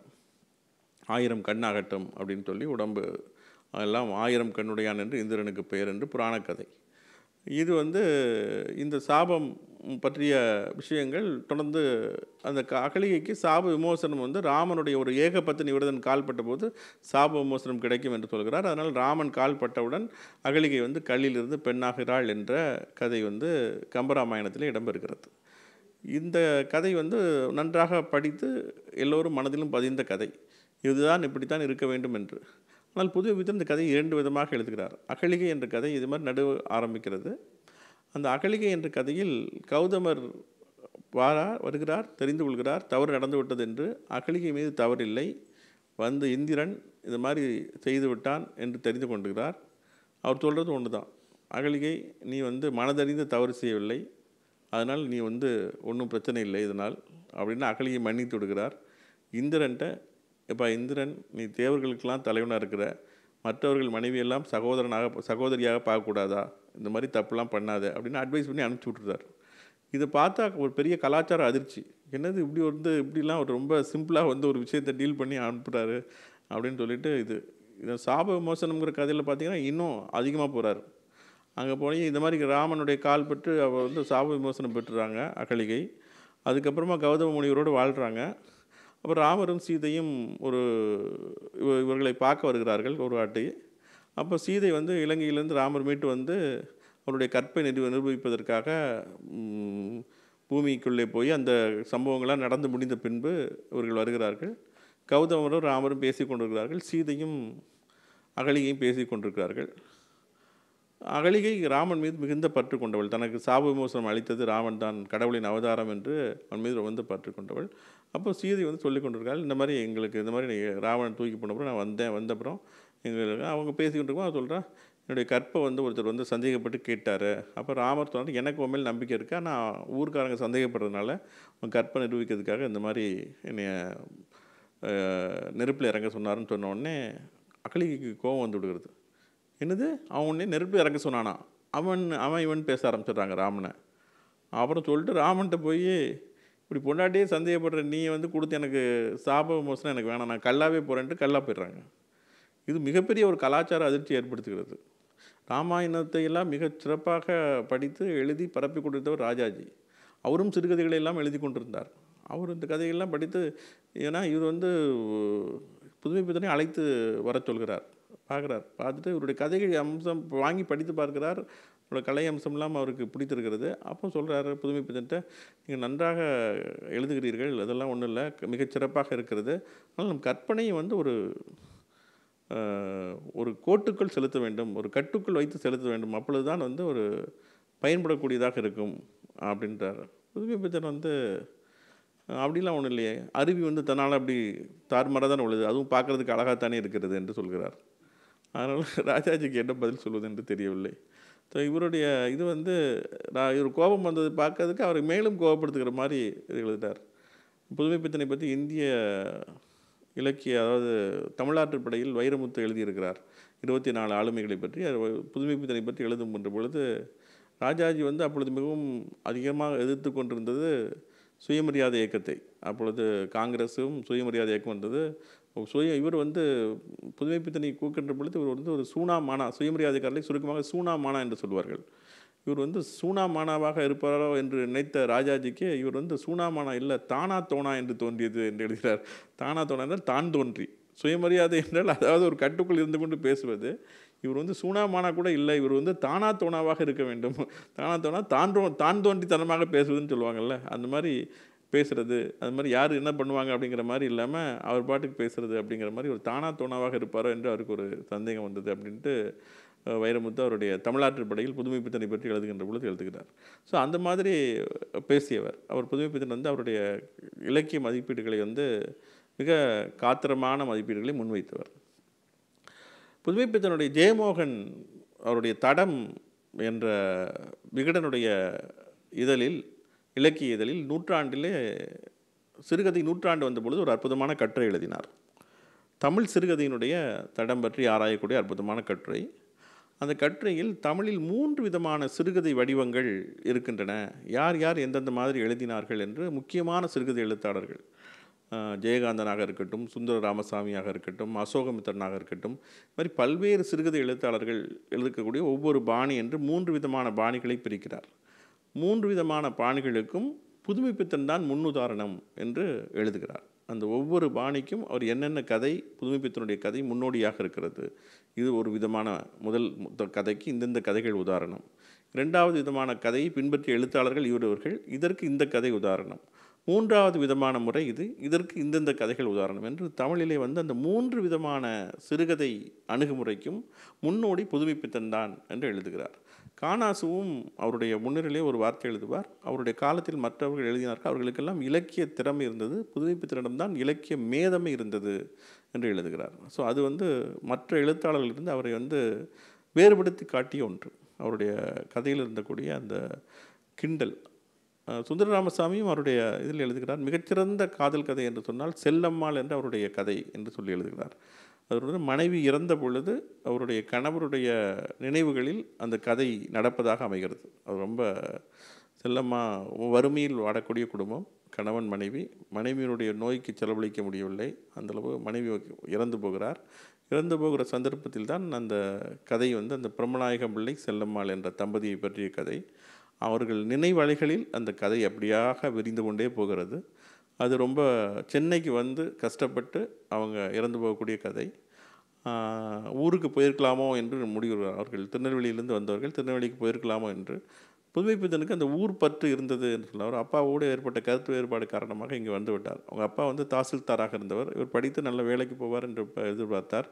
இவர் படிக்கவில்லை. அரசு ஊழியர் மகள் பெரும்பாலும் அரசு ஊழியராக ஆக வேண்டும் தான் ஆசைப்படுவார்கள். ஆனால் இவர் முடியவில்லை. இவர் வந்து எழுத்திலே ஆர்வம் கொண்டு எழுத வந்து விட்டால் அதில் அவங்க அப்பாவுக்கு கோபம். சொக்கலிங்கம் பிள்ளை என்று அவருடைய அப்பா வந்து ஒரு தாசில்தாராக இருந்தவர். கடலூரிலே பணியாற்றி கொண்டிருந்த பொழுது திருப்பாதிரி புலியூர் என்று சொல்வார்கள், அங்கே தான் இவர் பிறந்தார். தமிழில் மிகச்சிறந்த எழுத்தாளர்களான சிறுகதை எழுத்தாளர்களான புதுமைப்பித்தன், ஜெயகாந்தன் 2 பேருமே கடலூரில் பிறந்தவர்கள் என்பது கடலூர் மாவட்டத்துக்கான சிறப்பு. அங்கே தான் பிறந்தார். கடலூர்காரங்களா நீங்கள்? ஒரே ஒருத்தர் மட்டும் கைதட்டுகிறார், அவர் கடலூர். கடலூரில் புத்தக திருவிழாவில் பேசும்போது நிறைய பேர் கைதட்டினாங்க, நாங்கள் எல்லாருமே கடலூர். அதனால் நம்மளோட ஊர் பற்று அப்படிங்கிறது, சுந்தர ராமசாமி கூட அதில் வேடிக்கையாக எழுதியிருக்கிறார். புதுமைப்பித்தனிடம் நாட்டுப்பற்று இல்லாமல் இருக்கிற மாதிரி தெரியவில்லை, ஆனால் ஊர்பற்று அதிகமாக இருக்கிறது என்று. நாட்டுப்பற்றை விட ஊர்பற்று ரொம்ப முக்கியம். அவருக்கு வந்து திருநெல்வேலி போவதென்றால் அவருக்கு ரொம்ப விருப்பம் போலும். அவர் திருநெல்வேலி ஒரு சாயங்கால மயக்கம் என்ற ஒரு கதை இருக்கிறது. புதுமைப்பித்தனுடைய கதை ரொம்ப சின்ன கதை தான். அவர் ட்ரெயினில் ஏறி திருநெல்வேலிக்கு பயணம் செய்கிறார். திருநெல்வேலிக்கு பயணம் செய்கின்ற பொழுது அப்படியே காற்று வருகிறது. அந்த காற்றில் ஊருக்கு போகும்போது அவருக்கு சின்ன வயசு ஞாபகம்லாம் வருகிறது. ஏன்னா சின்ன வயதில் விட்டு வந்து விட்டார். அவர் 25 வயதில் இங்கே வந்து விட்டார். அதனால் ஊரில் சின்ன வயதில் தாமிரபரணி கதிக்கரையில் பிள்ளைகளோடு விளையாண்ட விளையாட்டுகள், அந்த கதையில் அந்த கதை சொல்பவர் அது புதுமைப்பித்தன் தான். நமக்கு அவர் சொல்கிறார், நான் போகும்போது இது சின்ன வயதில் விளையாடிய விளையாட்டுகள் எல்லாம் நினைவுக்கு வந்தன. அப்படியே வந்துட்டு இருக்கார். அப்படி இருக்கும் பொழுது கோயில் கொடை விழா, அவங்களுக்கு திருநெல்வேலியில் கொடை நடக்கும். கோயில் நாட்டுப்புற தெய்வங்கள் கோயில், துட்டலை மாடன் கோயில், அதிலெல்லாம் கொடை விழாக்கள் நடக்கும். அங்கே ஆடு பலியிடுவதற்காக ஆடை கட்டி, அந்த மாதிரி நாளைக்கு கொடை விழா, நாளைக்கு பலி கொடுப்பதற்காக ஆடை கட்டி வைத்திருக்கிறார்கள். இந்த 2 ஆடுகளும் இங்கே நிற்கின்றன. அந்த ஆடுகள் நாளை இறந்து போவது தெரியாமல் நின்று கொண்டிருக்கின்றன என்று அந்த கதையில் அப்படி சொல்லிக்கொண்டே வருகிறார். சொல்லிக்கொண்டே வருகின்ற பொழுது, நாளைக்கு இந்த தலையை ஆடு நீங்கள் பலி கொடுக்கும்போது பார்த்தால் தெரிந்திருக்குமோ, தலையை வெட்டுவார்கள். அப்பொழுது அந்த உடல் துடிதுடித்து அடங்கும். அந்த விஷயத்தை அவர் சொல்கிறார். அந்த ஆடு நாளைக்கு இப்பொழுது அந்த 2 ஆடு பக்கத்து பக்கத்தில் இருக்கிறது. 2 ஒன்றை திடீரென்று முட்டிக்கொள்ள ஆரம்பித்தன. முட்டி 2க்கும் பயங்கரமான சண்டை 2மே விழுந்து இறந்து போய்விட்டது. நாளைக்கு இறந்து போக வேண்டியது இன்றைக்கு இறந்து போய்விட்டது. இது யாருக்கு தெரியும்? இந்த மாதிரி திடீரென்று இப்படி ஆகிவிட்டது அப்படின்னு சொல்கிறார். ஸோ இது பார்த்துட்டு அப்புறம் சார் கொஞ்சம் தள்ளி உட்காருங்கன்னு கதை கேட்டது. அப்புறம் பார்த்தா, நான் காற்று வந்ததில் தூங்கிட்டேன், எனக்கு தூக்கத்தில் அந்த கனவு தான் இது அப்படின்னு சொல்லி அந்த கதையை முடிக்கிறார். அவர் இப்போ ட்ரெயினில் போயிட்டு இருக்கும்போது ஊர் கனவு அவருக்கு மனசில் தோணுது. அந்த ஆடை பள்ளி கொடுக்குறாங்களே, அதுக்கு அது முட்டி செத்து போனால் கூட நல்லா இருக்குமே அப்படின்னு நமக்கு நிறைவேறாத ஆசைகள் கனவாக வரும்னு சொல்லுவோம் இல்லையா? அதுவே செத்து போயிடலாம், நம்ம இதுக்கு இன்னொருத்தங்க சாகடிக்கணும் அப்படின்னு அவருக்கு தோணுது. அதனால் அவருக்கு அது அப்படி கனவாகவே வந்திருக்கு. அப்படி பார்த்தோன்னே தள்ளி உட்காருங்கனாலும், ஐயோ அப்புறம் தான் அது கனவுன்னு தெரிஞ்சது அப்படின்னு. அவ்வளோதான் கதை, இதில் முடிஞ்சு போச்சு, அவ்வளோதான். ஒரு விஷயத்தை கன்வே பண்ணுறாரு. ஊருக்கு போகணுங்கிற ஒரு எண்ணம் இருக்குது அவருக்கு. இந்த கொடை விழா, அந்த ஆடு பலி கொடுத்தல், அந்த விஷயங்கள்லாம் அவருக்கு மனசில் ஏற்படுத்திய சலனங்கள், இதை பற்றி அவருக்கு ஒரு எண்ணம் அதுதான் அந்த இதில் பதிவு பண்ணிக்கிறார். அந்த சாயங்காலத்து மயக்கம், மாலை நேரத்து மயக்கம் என்று சொல்கிறோம். அந்த தலைப்புகள் எல்லாமே அவர்கிட்ட எடுத்து இப்பொழுது மாலை நேரத்து மயக்கம் என்ற ஒரு சினிமா கூட வந்தது. அந்த சாயங்கால மயக்கம் என்ற கதை தான் மாலை நேரத்து மயக்கம் என்று ஆகியிருக்கிறது. அதுமாதிரி அவரும் திருக்குறள் தொடரை இன்றைக்கு பயன்படுத்தினார். நன்மை பயக்குமெனின்னு ஒரு கதை எழுதியிருக்கிறார். பொய்மையும் வாய்மை இடத்து புரைதீர்ந்த நன்மை பயக்குமெனின் என்று ஒரு கதைகளுக்கான தலைப்புகளும் அவர் அந்த மாதிரி சிறப்பாக அவர் தேர்ந்தெடுத்திருப்பார். நிகும்பலை என்ற கதை, ராமாயணத்தினுடைய சூட்சமம் தெரிஞ்சவர்கள். அதில் உள்ள அந்த இந்திரஜித் செய்யக்கூடிய அந்த வேள்வி அதை குறியீடாக வைத்து நிகும்பலை என்ற ஒரு கதை, அதுவும் அவருடைய முக்கியமான கதைகளில் ஒன்று. சிற்பி நரகம் என்ற கதையும் அவருடைய முக்கியமான கதைகளில் ஒன்று. அவருடைய கதைகள் எல்லாம் பெண் கதாபாத்திரங்கள் மிகவும் வலிமை வாய்ந்தவை. அது அது ரொம்ப முக்கியமானவர். அவருக்கு முன்னால் எழுதிய ஆசிரியர்களை பற்றியெல்லாம் புதுமைப்பித்தனே ஒரு கட்டுரையில் எழுதியிருக்கிறார். சிறுகதையை பற்றி எழுதுகின்ற பொழுது முதலில் செல்வகேசவராய முதலியார் என்று ஒருவர் இருந்தார். அவர் தான் முதலில் தமிழில் சிறுகதை அபிநவ கதைகள் என்று எழுதினார். அது ஒரு விதமான சிறுகதை இல்லை என்றாலும் ஒரு விதமான சிறுகதை பாணியை தமிழில் அறிமுகப்படுத்தியது. அதை பற்றி புதுமைப்பித்தன் சொல்கிறார். அவர் தான் முன்னோடி என்று சொல்ல வேண்டும். அந்த அபிநவ கதைகள் தான் சிறுகதைக்கான ஒரு 50 ஆண்டு சமாச்சாரம் என்று எழுதுகிறார். 1930களிலேயே 1880 வாக்கிலே சிறுகதைகள் தமிழில் அறிமுகமான என்ற அர்த்தத்திலே அவர் எழுதுகிறார்.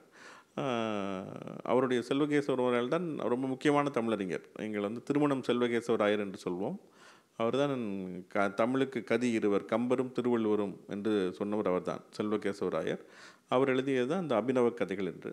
அதற்கு பின்பு வாவேசையருடைய குலத்தங்கரை அரசமரம், அது முக்கியமான கதை, அதை பற்றி சொல்கிறார். அப்புறம் ராமானுஜலு நாயுடு என்று ஒருவர் இருந்தார் என்று ஒரு எழுத்தாளரை பற்றி எழுதுகிறார். அவரை பற்றி எழுதும்போது பெண்களை பற்றி அவர் கொண்டிருந்த அபிப்பிராயங்கள் எல்லாம் விபரீதமானவை என்று எழுதுகிறார். ஸோ அவர் எப்படி ஒரு விமர்சனம் செய்கின்ற பொழுது இவருக்கு தெரிகிறது, இவருக்கு பெண்களை பற்றி உயர்வாக எழுத வேண்டும் என்ற எண்ணம் இருந்தது. மற்ற கதைகளில் பெண்களை பற்றிய விபரீதமான எண்ணம் கொண்டவர்களை ஒரு கண்டிக்கும் போக்கு இவருடைய எழுதியிருக்கிற விமர்சனத்திலே தெரியுது. ராமானுஜல் நாயுடு கதைகளை நாம் படித்ததில்லை. பட் ஆனால் இவர் எழுதுகிற பார்க்கும்போது பெண்களை பற்றி அவருக்கு விபரீதமான, அவர் கொண்டிருந்த எண்ணங்கள் எல்லாம் விபரீதமானவை என்று விமர்சனத்தை முன்வைக்கிறார். ஸோ இந்த மாதிரி விமர்சன போக்கில் சொல்லியிருக்கார். அதனால தான் இவருடைய கதைகளை எழுதுகின்ற பொழுது பெண் கதாபாத்திரங்களை மிகவும் வலிமையான கதாபாத்திரங்களாக படைத்திருக்கிறார். எல்லா கதைகளிலுமே அதை பார்க்க முடியும். சுந்தர ராமசாமி அதை பற்றி அவருடைய புதுமைப்பித்தன் கதைகள் பற்றி அவருடைய மதிப்பீட்டில் மிகச்சிறப்பாக பதிவிட்டிருக்கிறார். அவருடைய கதைகள் எல்லாவற்றிலும் எப்படியும் பெண் கதாபாத்திரங்கள் எவ்வளோ வலிமையானதாக இருக்கிறது என்று எழுதியிருக்கிறார். அவர் மனைவிக்கு எழுதிய கடிதங்களிலும், அன்புள்ள கமலாவுக்கென்று மனைவிக்கு எழுதிய கடிதங்களிலும் அந்த இது வெளிப்பட்டிருக்கிறோம். அதேபோல் காஞ்சனை என்ற ஒரு கதை, பேய் கதை எழுதினார். அந்த கதையும் நான் இப்போ உங்களுக்கு கல்யாணி என்ற கதையை நான் ஏற்கனவே சொல்லியிருக்கிறேன். இந்த அரங்கத்திலே நான் திருக்குறள் உரையாற்றுகின்ற பொழுது கல்யாணி என்ற அவருடைய கதையை நான் பகிர்ந்திருக்கிறேன். சலபதி அவர்களிடம் கேட்டபோது சொன்னார், உங்களுக்கு பிடித்த கதை வேறு கதை என்ன உண்டு என்று கேட்டபொழுது, சாப விமோசனம், அகலிகை எல்லோரும் சொல்கிறார்கள், வேறு கதை என்ன பிடிக்கின்ற கல்யாணி எனக்கு பிடித்த கதை என்று சொன்னார். அந்த கதையை நான் ஒரு முறை இங்கே பேசுகின்ற ஏசிஎல்ல பேசுகின்ற பொழுதே பேரறிவுச்சிலை திருவள்ளுவர் சிலை கன்னியாகுமரியில் 25வது ஆண்டு விழாவில் பேசுகின்ற பொழுது அந்த கதையை நான் முழுமையாக சொன்னேன். அதனாலேயே அந்த பேச்சு ரொம்ப பிரபலமாகி எனக்கு நிறைய பேரிடமிருந்து பாராட்டு கிடைத்தது. என்னுடைய பேச்சுக்கு ரொம்ப சிறப்பாக இருந்தது என்று எங்கள் அம்மா கூட அந்த கதையை கேட்டு ரொம்ப பாராட்டி பேசினாங்க. இன்றைக்கி கூட அந்த இதுக்கு எங்கள் அண்ணிகிட்ட இருந்து அந்த கதை நல்லா இருந்துச்சு அப்படின்னு சொல்லி கேட்டிருக்கு, அவங்க சொல்லியிருந்தாங்க. நிறைய பேர் அந்த பெண்களுக்கு மிகவும் பிடித்த பேச்சாக அமைந்தது. காரணம் புதுமைப்பித்தனுடைய ஒரு கதையை சொல்கின்ற பொழுதே நமக்கு இவ்வளவு திருக்குறள் பற்றி பேச்சு தான் என்றாலும் அதில் திருக்குறளை விடவும் ரொம்ப கவனிக்கப்பட்டது அந்த கல்யாணி என்ற கதை தான். நான் சொன்ன கதை புதுமைப்பித்தனுடைய அற்புதமான கதைகளில் ஒன்று அந்த கல்யாணி என்ற கதை. அதை நான் திரும்பவும் உங்களுக்கு சொல்ல விரும்பவில்லை. நீங்கள் என்ன, அதாவது எப்பொழுதுமே எல்லாவற்றையும் சொல்லிவிடுவது என்பது பேச்சல்ல, உங்களை படிக்க தூண்டுவதுதான் பேச்சு. செந்தமிழ் சிற்பிகள் அரங்கத்தினுடைய நோக்கமே அதுதான். எல்லாவற்றையும் நாமளே சொல்லிவிடாமல் உங்களை அது என்ன சொல்லிவிட்டு அப்புறம் நீங்கள் என்ன தான் சொல்லுவீங்க, எல்லாத்தையுமே நாங்களே படிச்சுக்கணுன்னா அப்புறம் எதுக்கு பேசுகிறது அப்படின்னு நீங்கள் கேட்கக்கூடாது. நீங்கள் படிப்பதற்கு உங்களுக்கு சோம்பேறித்தனமாக இருந்தால் நீங்கள் அந்த பேச்சு கேட்டுக்கொள்ளலாம். அட்லீஸ்ட்டு அண்ணா நூற்றாண்டு நூலகத்தினுடைய பேச்சை நிறைய பேர் கேட்டார்கள் என்று தலைமை நூலகர் மகிழ்ச்சி அடைவார். எனவே அந்த பேச்சு தமிழ் அதில் இருக்கிறது. இலக்கிய திருவிழாவிலும் அதை நான் காஞ்சனை கதையும் பேசியிருக்கிறேன், கல்யாணி கதையும் பேசியிருக்கிறேன். இன்றைக்கு புதுமைப்பித்தன் என்னென்ன சாதனைகளை செய்தார் என்று சொல்லி பட்டியலிட்டு பேசுவது தான் என்னுடைய நோக்கம் என்று நான் வரையறுத்து கொண்டதால் புதுமைப்பித்தனை பற்றி மற்றவர்கள் எப்படியெல்லாம் மதிப்பீடு செய்தார்கள் என்பதையெல்லாம் முன்வைத்து உங்களுக்கு சொல்ல வேண்டும் என்று. ஏனென்றால் ஒரு இலக்கிய படைப்பாளை பற்றி படிக்கின்ற பொழுது அவருடைய படைப்புகளை மட்டும் நாம் படித்தால் பத்தாது, அவரை பற்றி மற்றவர்கள் என்னென்ன எழுதியிருக்கிறார்கள், அவரை பற்றி மதிப்பீடுகள் என்னென்ன இருக்கிறது என்பதை தெரிந்து வந்து கொண்டு பேச வேண்டும். நமக்கு பிடித்த எழுத்தாளர் ஒருவர் என்பதால் அவரை மட்டுமே புகழ்ந்து பேசிவிடுவது என்பது சரியாக இருக்காது. புதுமைப்பித்தனை பற்றிய மதிப்பீடுகள், புதுமைப்பித்தனை பற்றி இப்பொழுது தலித் இலக்கியம் வளர்ந்த பிறகு தலித் இலக்கியத்தில் மிக முக்கியமான ஒரு படைப்பாளியாக கொண்டாடப்படுகின்ற, ஒரு விமர்சகராக கொண்டாடப்படுகின்ற ராஜ் கௌதமன் அவர் நம்ம எழுத்தாளர் பாமாவினுடைய மூத்த சகோதரர். மிக அற்புதமான நிறைய படைப்புகள் எழுதியிருக்கிறார், விமர்சன கட்டுரைகள் எழுதியிருக்கிறார். புதுமைப்பித்தன் எனும் பிரம்மராஜஷ் அப்படின்னு ஒரு புத்தகம் எழுதியிருக்கிறார். ரொம்ப அற்புதமான ஒரு வாசக மனப்பான்மையில் நான் புதுமைப்பித்தனை அணுகிறேன் என்று அந்த புத்தகத்திலே அவர் புதுமைப்பித்தனை அணுகி பார்த்து எழுதியிருக்கிறார். ரொம்ப எல்லோரும் படிக்க வேண்டிய ஒரு எழுத்தாளரை பற்றி படிக்கின்ற பொழுது இந்த மதிப்பீடுகள், வெவ்வேறான மதிப்பீடுகள் எப்படி இருக்கின்றன என்று. புதுமைப்பித்தனை பற்றி எதிர் மதிப்பீடுகளும் வைக்கப்பட்டிருக்கின்றன. புதுமைப்பித்தனுடைய எதிர் மதிப்பீடுகள் வைத்த எழுத்தாளர்களில் முக்கியமானவர்கள் சோபா சக்தி, மார்க்ஸ் எழுதியிருக்கிறார், சாரு நிவேதா எழுதியிருக்கிறார் ஒரு கட்டுரை. கட்டுடைப்பு என்று சொல்வார்கள். ஒருத்தரை ரொம்ப புகழ்ந்து நாம் சொன்னோம் என்று சொன்னால் அப்படிலாம் நீங்கள் சொல்கிற அளவுக்கு இல்லைங்க என்று சொல்கிறதுக்கு ஒருத்தர் சொல்வதற்கு உரிமை உண்டு. ஏன்னா இலக்கியத்தில் 2 விதமான உரிமை உண்டு. ஆனால் அது உள்நோக்கம் கொண்டதாக இருக்கக்கூடாது. அது உள்நோக்கம் கொண்டதாக இருக்கக்கூடாது, அல்லது முதிர்ச்சி இல்லாமல் சொல்வதாக இருக்கக்கூடாது. அது ரொம்ப முக்கியம். மாற்று கருத்தாக இருந்தால் அதை வரவேற்கலாம். ஆனால் உள்நோக்கம் கொண்டதாகவோ முதிர்ச்சியற்றதாகவோ இருந்தால் அது புறக்கணிக்கப்படும். நான் இந்த பன்னாட்டு புத்தக திருவிழாவுக்காக நான் புதுமைப்பித்தனை பற்றி கல்லூரி காலத்திலே மிகவும் படித்து கொண்டிருந்த பொழுது, விமர்சையாக படித்து கொண்டிருந்த பொழுது எனக்கு அதிர்ச்சி அளித்த ஒரு கட்டுரை சாரு நிவேதா எழுதிய கட்டுரை. புதுமைப்பித்தன் கதையை கட்டுடைத்து மிகவும் புதுமைப்பித்தன் கதைகள் எதுவுமே இல்லை என்பது போல் அவர் எழுதியிருந்தார். கொண்டாடுவதற்கு ஒன்றுமே இல்லை என்பது போல் எழுதியிருந்தார். சமீபத்தில் நான் அவரை பன்னாட்டு புத்தக திருவிழாவுக்காக நான் பேட்டி எடுத்த பொழுது அந்த கட்டுரையை குறிப்பிட்டு கேட்டேன். நீங்கள் அப்படி ஒரு கட்டுடைப்பு என்பதை எனக்கு நான் உங்களுடைய இதை தான் படித்து தான் தெரிந்து கொண்டேன். அப்படி ஒரு இலக்கிய உத்தி இருக்கிறது என்பதை. அதில் நீங்கள் புதுமைப்பித்தனை பற்றி எழுதியிருந்தீர்கள், இன்னமும் அந்த மதிப்பீட்டை கொண்டு இருக்கிறீர்களா என்று சொல்லும்போது அவர் இல்லை என்று மறுத்துவிட்டார். அந்த பேட்டி கூட இருக்கிறது, அதை விரைவில் பதிவேற்றம் செய்ய வேண்டும் என்று அண்ணா நூலகத்தை நான் மீண்டும் கேட்டுக்கொள்கிறேன். அது அங்கே எடுத்த ஒரு 10 எழுத்தாளர்களை பேட்டி எடுத்தோம். அந்த பேட்டிகள் இந்த இதில் கூட ஒளிபரப்புனாங்க. நம்ம இதில் புத்தகத்தொழில் கண்காட்சி கூட ஒளிபரப்பப்பட்டது. எழுத்தாளர் இமயம், ஆரா வெங்கடாசலபதி, மீனா கந்தசாமி, சோபா சக்தி, மார்க்ஸ், கவிப்பேரரசு வைரமுத்து, உள்ளிட்ட பலரிடம் அந்த பேட்டிகள் எடுக்கப்பட்டன. அப்போது சாரு நிவேதாவிடம் எடுத்தபோது அவரிடம் நான் அந்த கேள்வியை குறிப்பாக கேட்டேன். புதுமைப்பித்தன் பற்றி நீங்கள் ஒரு மதிப்பீட்டை வைத்திருந்தீர்கள், மாறுபட்ட மதிப்பீட்டை. புதுமைப்பித்தன் போற்றத்தக்க எழுத்தாளர் அல்ல என்று. அதற்கு அவர் மிகச் சிறப்பாக பதில் சொன்னார். இல்லை, அது நான் அப்பொழுது பக்குவமின்மை காரணமாக சொல்லிவிட்ட பதில். இப்பொழுது அப்படி இல்லை. அவரை படிக்கின்ற பொழுது நான் சில காரணங்களால் அப்படி நினைத்தேன். அது இப்பொழுது நான் அது இல்லை என்று சொல்லி அதற்கு ஏன் நான் அப்போது சொன்ன கருத்து தவறானது என்பதற்கு ரொம்ப முதிர்ச்சியான பதிலை அவர் சொல்லியிருந்தார். என்னுடைய வாழ்க்கையில் அந்த பேட்டியை முக்கியமான கருதியதுக்கு காரணம், நானாக ஒரு மாணவனாக படித்து தெரிந்து கொண்டு மீண்டும் அந்த எழுத்தாளரை பேட்டி எடுத்து அவரே அந்த எழுத்தாளர் இல்லை, இன்னொருத்தர் அந்த கேள்வி அவரிடம் கேட்பதற்கு வாய்ப்பு இல்லை, நானே படித்து அனுபவித்ததுனால் அந்த கேள்வி அவரிடம் கேட்டேன். இப்பொழுது அவருடைய எண்ணம் மாறி இருக்கிறதா என்று. அவர் இல்லை, நான் மாற்றிக்கொண்டேன், என்னுடைய புதுமைப்பித்தனை கேட்டு அப்போது நான் வைத்த கருத்து தவறானது என்று அவர் வெளிப்படையாக சொன்னார். ஸோ அது முக்கியமான விஷயம். இப்போ ஒவ்வொருத்தரை பற்றியும் எண்ணங்களும் மாறிக்கொண்டே இருக்கும், மாற்று கருத்துக்கள் இருக்கும். அந்த மாற்று கருத்துக்கள் இருப்பதில் தவறில்லை. மாற்று கருத்துக்கள் நியாயமானதாக, அதாவது முதிர்ச்சியின்மை காரணமாகவோ அல்லது ஏதேனும் உட்காரணம், அதாவது not pertaining to his writings, அந்த ரைட்டிங்ஸ் மேலே இருக்கக்கூடிய சித்தாந்தத்து மீது இல்லாமல் வேறு காரணங்களுக்காக, ஜாதிய ரீதியாகவோ அல்லது இவரை நிராகரிக்க வேண்டும் என்று திட்டமிட்டோ அல்லது ஒரு குறுங்குழு வாதத்தின் மூலமோ வந்தால் அது ஏற்புடையதல்ல. இது அதாவது தமிழ் இலக்கியத்தை மிகவும் பாதிக்கக்கூடிய ஒரு விஷயமாக அதை நான் பார்ப்பது அதுதான். பல இடங்களில் நான் அதை சொல்லி வருகிறேன்.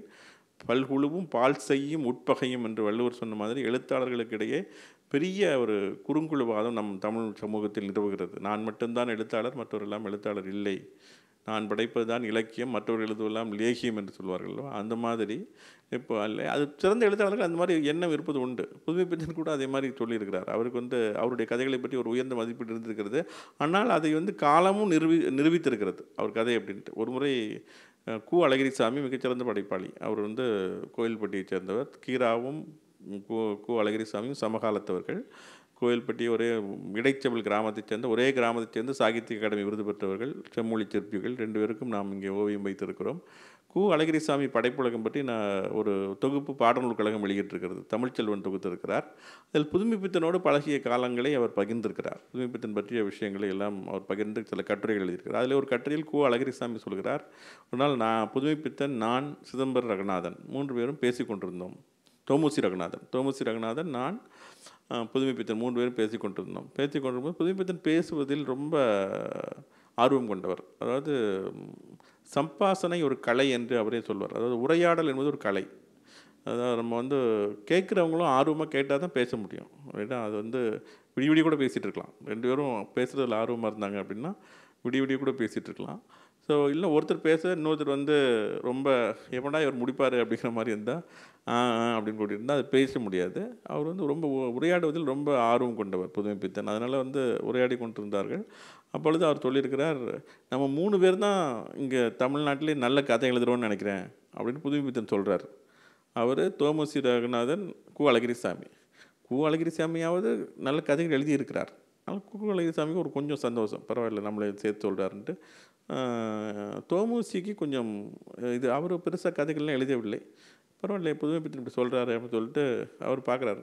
அடுத்த நிமிஷம் இப்போ சொல்கிறார், நம்ம இருக்கிறதுனால நான் ஒரு சம்பிரதாயத்துக்காக அவங்க 2 பேரையும் சேர்த்து சொன்னேன், உண்மையில் நான் மட்டும்தான் நல்லா எழுதுகிறேன் அப்படின்னு அடுத்த கிழமை அவர் சொல்லியிருக்கிறார். அதனால் அவர் அவருடைய அது மாதிரி வேடிக்கையாக பேசக்கூடியவர் என்று அவர் சொல்கிறார். அது இவர் காணாசு கூட சொல்லியிருக்கார், நான் உங்களுடைய சிற்பி நகரம் கதையை படித்தேன், ரொம்ப நல்லா இருக்குது அப்படின்ட்டு. அதுக்கு ராசா என் கதையினாலே நல்லா தான் ராசா இருக்கும் அப்படின்னு அவர்கிட்ட சொல்லியிருக்காரு. அப்படி சொல்லும் பொழுது அவர்கிட்ட ஒரு ஆணவம் இல்லை, ஆனால் அதில் ஒரு நிச்சயமான தன்மை இருந்தது என்று காணாசு எழுதுகிறார். அவர்கிட்ட சொல்லும்போது என் கதையினாலே நல்லா தான்ப்பா இருக்கும் அப்படின்ட்டு, அது என்ன சொல்ல வேண்டியிருக்கு அப்படின்ட்டு அவர் எல்லா கதையும் நல்லா இருக்குன்ட்டு தான் எழுத்தாளர் எழுதுவார். அதனால் அந்த மாதிரி அவர் என் கதையினாலும் நல்லா தான் இருக்கும், அதை நீ ராசா சொல்ல வேண்டியிருக்கு அப்படின்னு சொல்லி அவர் சொன்னார். சொல்லுகிற போதே அதில் ஒரு இது இருந்தது சொல்லிட்டு அவர் சொல்கிறார். ரொம்ப ஒரு கு. அழகிரிசாமி அவருடைய இதில் சொல்லுவார். அவர் சாதாரணமாக பேசும்போது கூட இலக்கியமாக பேசுவார் அப்படின்ட்டு ஒரு திருக்குறள் இருக்கும், தேவர் அணையர் கயவர் அவரும் தன் மேவன செய்துள்ளான் அப்படின்னு சொல்லி ஒரு திருக்குறள் இருக்கும் கயமைங்கிற அதிகாரத்தில். தேவர்கள் அப்படின்னா நினச்சதை செய்வாங்க, பறக்கணும்னு நினச்சா வானத்தில் பறப்பாங்க, அந்த மாதிரி இறங்கணும்னு இறங்குவாங்க, அந்த மாதிரிலாம் அவங்களுக்கு நினச்சதெல்லாம் செய்ய முடியும், அது மாதிரி கயவர்கள் அப்படி தான் வள்ளுவர் சொல்கிறார் வஞ்ச புகழ்ச்சியாக.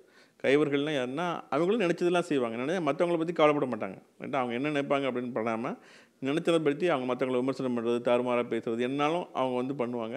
அது கைவர்களுடைய இலக்கணம். அதுதான் தேவர் அணைய அது கிண்டலாக சொல்கிறார். தேவர்கள் நினச்சதை செய்வாங்க, அது மாதிரி கைவர்களும் நினச்சதை செய்வாங்க, இதை பற்றி கவலைப்பட மாட்டாங்க. தேவர் அணையர் கைவர் அவரும் தான் நேவன செய்துள்ளான் அப்படின்னு வள்ளுவர் திருக்குறளில் சொல்கிறாரு.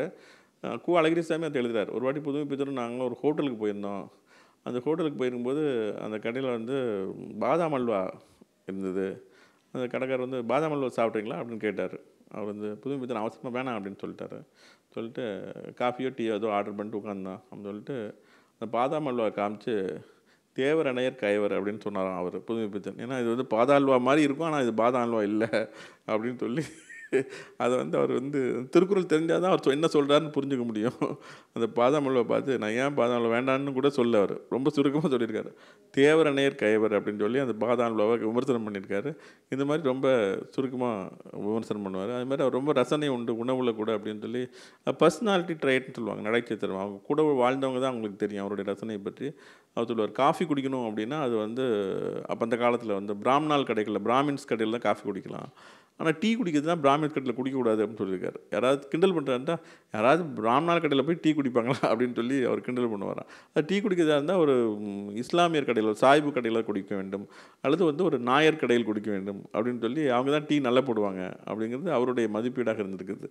அதை போய் கிண்டலாக அவர் சொல்லுவார் அப்படின்னு சொல்லி எழுதியிருக்கார். அவருடைய அனுபவங்கள் கூட இருந்த அனுபவங்களை கு. அழகிரிசாமி சிறப்பாக பதிவு செய்திருக்கிறார். கானா சுப்பிரமணியமும் அவரோட கூடவே பழகியது. புதுமை பித்தன் வந்து ஒரு கதையை படிக்கிறது வந்து நிறைய வாசிப்பார். புதுமை பித்தன் வாசிப்பு பழக்கம் வந்து இப்போது ரொம்ப குறைந்து கொண்டு வருகிறது என்று சொல்கிறோம். புத்தக தினம் இப்பொழுது தான் சமீபத்தில் தான் கொண்டாடி இருக்கிறோம். புதுமை பித்தன் பிறந்தநாளும் புத்தக தினத்தை ஒட்டியே வருவது என்பது அவருடைய வாசிப்பு பழக்கத்தை தூண்ட வேண்டும் என்பது அண்ணா நூற்றாண்டு நூலகத்தினுடைய கொள்கை. அதுக்கு தான் நிறைய ஏற்பாடுகளை செய்து கொண்டிருக்கிறார்கள். இலக்கிய திருவிழாக்கள் எல்லாம் நடத்தி கொண்டிருக்கிறார்கள். குழந்தைகளுக்கான வாசிப்பு தூண்டுவது எப்படி, இளைஞர்களிடையே வாசிப்பு பழக்கத்தை தூண்டுவது எப்படி எல்லாம் நிறைய திட்டமிட்டு செயல்பட்டு கொண்டிருக்கிறார்கள். வாசிப்பு பற்றி அவர் வந்து நிறைய படிப்பார். அதை வந்து காணாசு எழுதுகிறாரு, சுந்தரராமசாமி எழுதுகிறார். 2 பேருக்கும் உள்ள வாசிப்பு பழக்கத்தில் காணாசு எழுதுகிறாரு. நான் வந்து ஒரு புத்தகத்தை படிப்பதற்கு 4.5 மணி நேரம் எடுத்துக்குவேன், ஆனால் புதுமை பித்தன் வந்து 1 மணி நேரத்தில் அந்த புக்கை படிச்சுடுவார். படிச்சுட்டு அது நான் வந்து முதல் பக்கத்துலேருந்து கடைசி பக்கத்து வரைக்கும் இப்போ பரீட்சைக்கு படிக்கிறதே அப்படி தான். பொதுவாக வந்து பாய்ஸ் படிக்கிறதுக்கும் கேர்ள்ஸ் படிக்கிறதுக்கும் வித்தியாசம் இருக்கும்பாங்க. பாய்ஸ் வந்து அங்கங்கே முக்கியமான கேள்விகள் தான் படிப்பாங்க, ஆனால் கேர்ள்ஸ்னால் வந்து முதல்லேருந்து கடைசி வரைக்கும் எல்லாத்தையும் படிச்சிருவாங்க அப்படின்னு சொல்லுவாங்க. அந்த மாதிரி தான் புதுமை பித்தன் படிக்கிறது வந்து பாய்ஸ் படிக்கிற மாதிரி தான் படிப்பார் போல். முதல்ல கொஞ்சம் படிப்பாராம், நடுவில் கொஞ்சம் படிப்பாராம், கடைசியில் கொஞ்சம் படிப்பாராம். ஆனால் சொல்கிறாரு அந்த காணாசு அந்த மாதிரி தான் படிப்பார். படிச்சுட்டு ஆனால் அந்த புத்தகத்தை நான் முழுசாக படிச்சிருப்பேன், என்னை விடவும் அந்த புத்தகத்தை பற்றி ரொம்ப அதிகமாக சொல்லுவார், படிக்கிற விஷயங்களை கிரகிச்சிக்கிறது ரொம்ப அதிகமாக இருக்கும் அப்படின்னு சொல்லி காணாசு வந்து புதுமை பித்தனுடைய இதை பற்றி சொல்கிறார். அது வந்து எப்படி வாசிப்பார் அப்படின்னு சொல்லிட்டு ரொம்ப கால் செப்பக் அப்படின்னு சொல்லிட்டு செக்கோஸ்லோவாகிய எழுத்தாளர், அவர் தான் முதல்ல ரோபோங்கிற வார்த்தையை பயன்படுத்தியவர். அவர் எழுதிய ஒரு புத்தகம் என்கிட்ட இருந்தது. அந்த புத்தகத்தை வந்து உடனே இந்த புத்தகத்தை நான் எடுத்துகிட்டு போகிறேன்னு சொல்லி உரிமையாக எடுத்துகிட்டு போயிட்டார் முதல் சந்திப்பிள்ளை அப்படின்னு சொல்லி சொல்கிறார். அவர் வந்து திரும்ப தரவில்லை, அவர் எடுத்துகிட்டு போன எந்த புத்தகத்தையுமே திரும்ப தர பழக்கம் அவர் கிடையாது அப்படின்னு அவர் சொல்கிறார். அது மாதிரி ரொம்ப நீண்ட நல்ல வாசிப்பு பழக்கம் கொண்டவராக இருந்திருக்கிறார். அதனால் அவர் வந்து தினமணியில் பணியாற்றிய பொழுது 3 ஆண்டுகள் இலக்கிய மலர்களை தயாரித்திருக்கிறார் புதுமை பித்தன். அவருடைய இதில் வந்து 3 ஆண்டுகள் இலக்கிய மலரை தயாரிக்கக்கூடிய பெரிய அனுபவம் அவர் கிடைத்திருக்கிறது. ஆண்டு மலர்கள் அது ரொம்ப முக்கியமான ஒரு விஷயம். அது வந்து ஒரு ஆண்டு மலர்கள் வருட மலர்கள் தயாரிப்பது என்பது ஒரு சந்தோஷமான விஷயம். எனக்கு கூட இந்த விகடன் இயர் புக் தயாரிக்கக்கூடிய வாய்ப்பு கிடைத்தது. ஒரு 10 ஆண்டுகள் தொடர்ந்து செய்தோம். அப்போ வந்து நிறைய விஷயங்கள் அது வந்து பாலகிருஷ்ணன் சார் கூட அதை எழுதியிருப்பார். அது வந்து ஒரு தகவல் புத்தகமாக இல்லாமல் தகவல் இலக்கியமாக இருந்தது அப்படின்னு சொல்லி எழுதியிருப்பார். ஒரு லிட்டரரி இன்ட்ரெஸ்ட் வச்சு ஒவ்வொருத்தருக்கும் முத்திரை முகங்கள் போடும்போது ஒவ்வொரு மாவட்டத்தையும் போடும்போது அந்த மாவட்டத்தோட இலக்கியவாதிகள் யார் என்பதெல்லாம் போட்டு அந்த புத்தகத்தை நாங்கள் விகடன் இயற்புக்கு வந்து ஒரு தனித்துவமாக கொண்டு வந்திருந்தோம். 10 வருஷத்துக்கு அப்புறம் முடியல. என்னுடைய பணி பல்வேறு விதமான பணிகள் வந்த காரணமாக நிறுத்த நேரிட்டது. எனக்கு அப்போ கொஞ்சம் வருத்தமாக இருந்தது. விகடனில் சொன்னீங்கன்னா வேறு யாரையாவது வச்சு நீங்கள் பண்ணுங்கள் அப்படின்னு சொன்னேன். விகடனில் வேணான்ட்டாங்க. நீங்கள் பண்ணலை அப்படின்னா நாங்கள் பண்ணலை, விகடன் இயற்புக்கு நிறுத்திக்கிறோம் அப்படின்ட்டாங்க. என்னால் பண்ண முடியவில்லை. அதனால் கடந்த 2-3 ஆண்டுகளாக பண்ண முடியவில்லை. அப்போ எனக்கு கொஞ்சம் வருத்தம் இருந்தது. ஐயோ 10 ஆண்டுகளாக பண்ணிவிட்டு இதை விடுகிறோமே என்று. அதுக்கப்புறம் புதுமை பித்தன் தான் எனக்கு ஆறுதல் அளித்தார். புதுமை பித்தன் வந்து 3 ஆண்டுகள் தான் அவரால் அந்த தினமணியிலே ஆண்டு மலர் வெளியிடப்பட முடிஞ்சிருக்கு. அதுக்கப்புறமா தினமணியிலேருந்து அவர் வெளியேறி விட்டார். அவர் ஆசிரியர் சொக்கலிங்கம் வெளியே இருந்தபோது இவரும் வெளியே வந்து விட்டார். அதனால் புதுமை பித்தனுக்கே வந்து 3 வருஷம் தான் கிடச்சிருக்கு, இப்போ நமக்கு 10 வருஷம் கிடைச்சதுங்கிறது பெரிய விஷயம் அப்படின்னு சொல்லிட்டு புதுமை பித்தன் கதையில் வந்து நம்பிக்கை வறட்சி இருக்கும் அப்படின்னு சொல்லுவாங்க. காணாசதை மறுக்கிறார். இல்லை அவர் கதையில் வந்து நம்பிக்கை இருக்கும், நீங்கள் கூர்ந்து பார்த்தீங்கன்னா தெரியும் புதுமை பித்தனுக்குள்ளே நம்பிக்கை வறட்சி இருக்குன்னு சொல்கிறது தப்பு. அவருடைய சிற்பி நகரம் போன்ற பல கதைகளை படித்து பார்த்தீங்கன்னா அதுக்குள்ளே நமக்கு நம்பிக்கை தான் தெரியும் என்றதுக்கு சிற்பி நரகம் என்பது அவருடைய சிகர முயற்சி என்று இவர் கூட சொல்கிறார். நம்ம சுந்தர ராமசாமியும் சொல்கிறார், ரொம்ப கொண்டாடப்படக்கூடிய கதையாக இருக்கிறது என்று. அந்த மாதிரியான ஒரு இது வந்து புதுமை பித்தன்ட்ட எல்லாருடைய கதைகளும் இருக்குது. காஞ்சனை கதை வந்து முக்கியமான ஒரு புதிய முயற்சி. அது வந்து ஒரு பேய் கதை. அதை வந்து சொல்லும்போது அப்போ கூட கேட்குறாங்க அவர்கிட்ட வந்து, பேய் கதையெல்லாம் எழுதுறீங்களே நீங்கள், பேய் பற்றியெல்லாம் உங்களுக்கு நம்பிக்கை இருக்கா அப்படின்னு சொல்லிட்டு. எனக்கு நம்பிக்கைலாம் இல்லை, ஆனால் பயமாக இருக்கா பேய்னா அப்படின்னு சொல்கிறார். எல்லாருக்கும் இருக்கும் இல்லையா, பேய்னா ஒரு பயம் இருக்கு இல்லையா. ஆனால் பேயில் நம்பிக்கை வைக்கிறதுக்கு என்ன கடவுள் நம்பிக்கை இருக்காங்கிற மாதிரி பேய் பற்றி நம்பிக்கையெல்லாம் இல்லை. அது படித்தவங்களுக்குலாம் மூட நம்பிக்கை இருக்கக்கூடாது அப்படின்னு சொல்லுவோம் இல்லையா. அதனால் பேய் பற்றி நம்பிக்கையெல்லாம் கிடையாது, ஆனால் பயமாக இருக்கா, அதனால தான் எழுதுகிறேன் அப்படின்னு சொல்லிட்டு எழுதுறாரு. சில கதைகள் எல்லாம் பிரம்ம ராட்சஸ்ங்கிற கதை அப்படி தான் படிச்சுட்டு நிறைய பேருக்கு புரியல, என்ன சொல்ல வராங்க அப்படின்னு சொல்லிட்டு கேட்டேன். இப்போ புரியலன்னா புரியாது, நான் சும்மா வார்த்தையை வச்சு விளையாட்டு காட்டினேன் அப்படின்னு இருக்காரு. அது வந்து என்னென்னு சொல்லலை, ஏன்னா வந்து அவர் சொல்லலை. அது மாதிரி இருண்மை உத்தின்னு சொல்லுவாங்க, அப்ஸ்க்யூரிட்டின்னு சொல்லுவாங்க. அது அப்போவே நிறைய ட்ரை பண்ணியிருக்காரு. நிறைய அவருடைய இலக்கிய இது எல்லாமே அப்படி. கடவுளும் கந்தசாமி பிள்ளைங்கிறது பயங்கரமான கிண்டல். அது வந்து அகலிகை சாப விமர்சனம் ஒரு விதமான கிண்டல்னால் கடவுளும் கந்தசாமி பிள்ளை, ஏன்னா அவர் திருநெல்வேலியிலேருந்து வந்தவர், சைவ மரபு சார்ந்தவர். எனவே சிவனை வந்து ரொம்ப முக்கியமாக பார்ப்பாங்க. அதனால் அவங்களுக்கும் அவர் எழுதுகிறார் அதில், கடவுளும் கந்தசாமி பிள்ளை படித்தவர்கள் வந்து என்னை வந்து கழுவேற்றி கூட அவர்கள் வந்து என்னுடைய புண்ணியம் தேடிக்கொள்ள நினைப்பார்கள் அப்படின்னு சொல்லிட்டு என்னை வந்து கழுவேற்றிலாம் நினைப்பாங்க. ஆனால் தீவிர சைவர்களாக இருந்தால் கடவுளை வந்து ஒரு இவர் கூட அப்படி வந்துட்டு வராரு, ரிக்ஷாவில் ஏறி வராரு, ட்ராவல் பண்ணுறாரு, ரொம்ப கிண்டல் அடிக்கிறாரு. கடவுள் கழுத்தில் வந்து ஒரிஜினல் நாகத்தையே போட்டு வந்துடுவார். அது மாதிரி வந்துட்டு அப்புறம் மயிலாப்பூர் மியூசிக் அகாடமியில் போய் இதுக்கு டான்ஸ் ஆடுறதுக்கு பார்வதியும் பரமசிவரும் டான்ஸுக்கு சான்ஸ் கேட்பாங்க. அவர் அந்த மியூசிக் அகாடமி செக்ரட்டரி பயந்து போய், ஏன் அது பாம்பு, உண்மையான பாம்பு கழுத்தில் போட்டு வந்துருக்கீங்க, நீங்களாம் பார்த்து எப்படின்னு சான்ஸ் கொடுக்கணும், அவர் பயந்துருவார். அப்புறம் அம்மா என்ன ரொம்ப கருப்பாக இருப்பாங்க அப்படின்னு சொல்லி பார்வதியை ரிஜெக்ட் பண்ணிடுவார், டான்ஸுக்கு சான்ஸ் கொடுக்க முடியாதுன்னு சொல்லிட்டு. வந்து பார்வதி வந்து கோவப்படுவாங்க, நீங்கள் டான்ஸை பார்ப்பீங்களா, டான்ஸ் ஆடுற பொண்ணை பார்ப்பீங்களா அப்படின்னு சொல்லிட்டு. அப்போவுமே அவருடைய விமர்சனங்கள் எல்லாமே வந்து இந்த கருப்பு குறித்த விமர்சனம் எல்லாமே அந்த கதையில் வந்து ஏகப்பட்ட விமர்சனங்கள் இருக்கும். நீங்கள் அதை படித்து பார்க்கும்போது தெரியும். அவருடைய விமர்சனங்கள் எல்லாமே ரொம்ப ஒரு நுணுக்கமான விமர்சனங்கள், கடந்து போயிடுவோம், படிக்கும்போது அதெல்லாம் தெரியாது. ஆயுட்சந்தா கேட்டுங்கம்பார். அதில் வந்து இப்போ சித்தாந்த தீபிகை வந்து ஒரு தீபிகை சித்த வைத்தியத்தை ஒருத்தர் நடத்திட்டு இருப்பார். அதை வந்து சித்த வைத்தியர் வந்து அவர் கந்தசாமி பிள்ளை. இவர் சித்த வைத்தியத்தினுடைய கடவுள் வந்து சிவன் தான் சொல்கிறோம் இல்லையா, சிவன் தான் வந்திருக்காரு. அவர் தான் வந்து இவரோட வராரு. அப்போ வந்துட்டு வைத்தியம்லாம் எப்படி போயிட்டுருக்கு அப்படின்னு கேட்குறாரு. அப்போ சித்த வைத்தியம் பற்றி அவர் சொல்கிறார், கந்தசாமி பிள்ளை சொல்கிறார், சித்த வைத்தியம் எப்படி அப்படின்னா, நம்ம வந்து ஓவராகவும் டோஸ் கொடுத்துடக்கூடாது, ரொம்ப கம்மியாகவும் கொடுக்கக்கூடாது. அதாவது என்னென்னா, ஆளும் இறந்து போயிடக்கூடாது, ஆனால் வந்து வியாதியும் தீந்துடக்கூடாது. அந்த மாதிரி இருந்தால் தான் கண்டினியூஸாக நம்மகிட்ட ஆள் வந்துகிட்டே இருப்பாங்க அப்படின்னு அவர் வந்து அவருடைய சீக்ரெட்டை சொல்கிறார். எப்படி வந்து அவருடைய கஸ்டமரெல்லாம் மெயின்டைன் பண்ணுறாரு அப்படின்னு சொல்லிட்டு. அதில் வரக்கூடிய வருமானம் 10 தான்றாரு. இல்லை 10 நான் அதுக்காக ஒரு பத்திரிக்கை நடத்திட்டுருக்கேன் அப்படின்னு பத்திரிக்கையை சொல்கிறார். வந்து சித்தாந்த தீபிகன்னு பத்திரிக்கை நடத்திட்டுருக்கேன். அதுக்கு உடனே பேசின உடனே இந்த இன்சூரன்ஸ் ஏஜென்ட்லாம் 2 நிமிஷம் பேசினா நீங்கள் ஒரு பாலிசி எடுக்கக்கூடாது அப்படின்ட்டுருவாங்களா, அது மாதிரி அவர் வந்து இதுக்கு வந்து ஒரு ஆண்டு சந்தா கேட்டுங்களேன் அப்படின்றார். ஜீவித சந்தா கேட்டுங்களேன்றார்.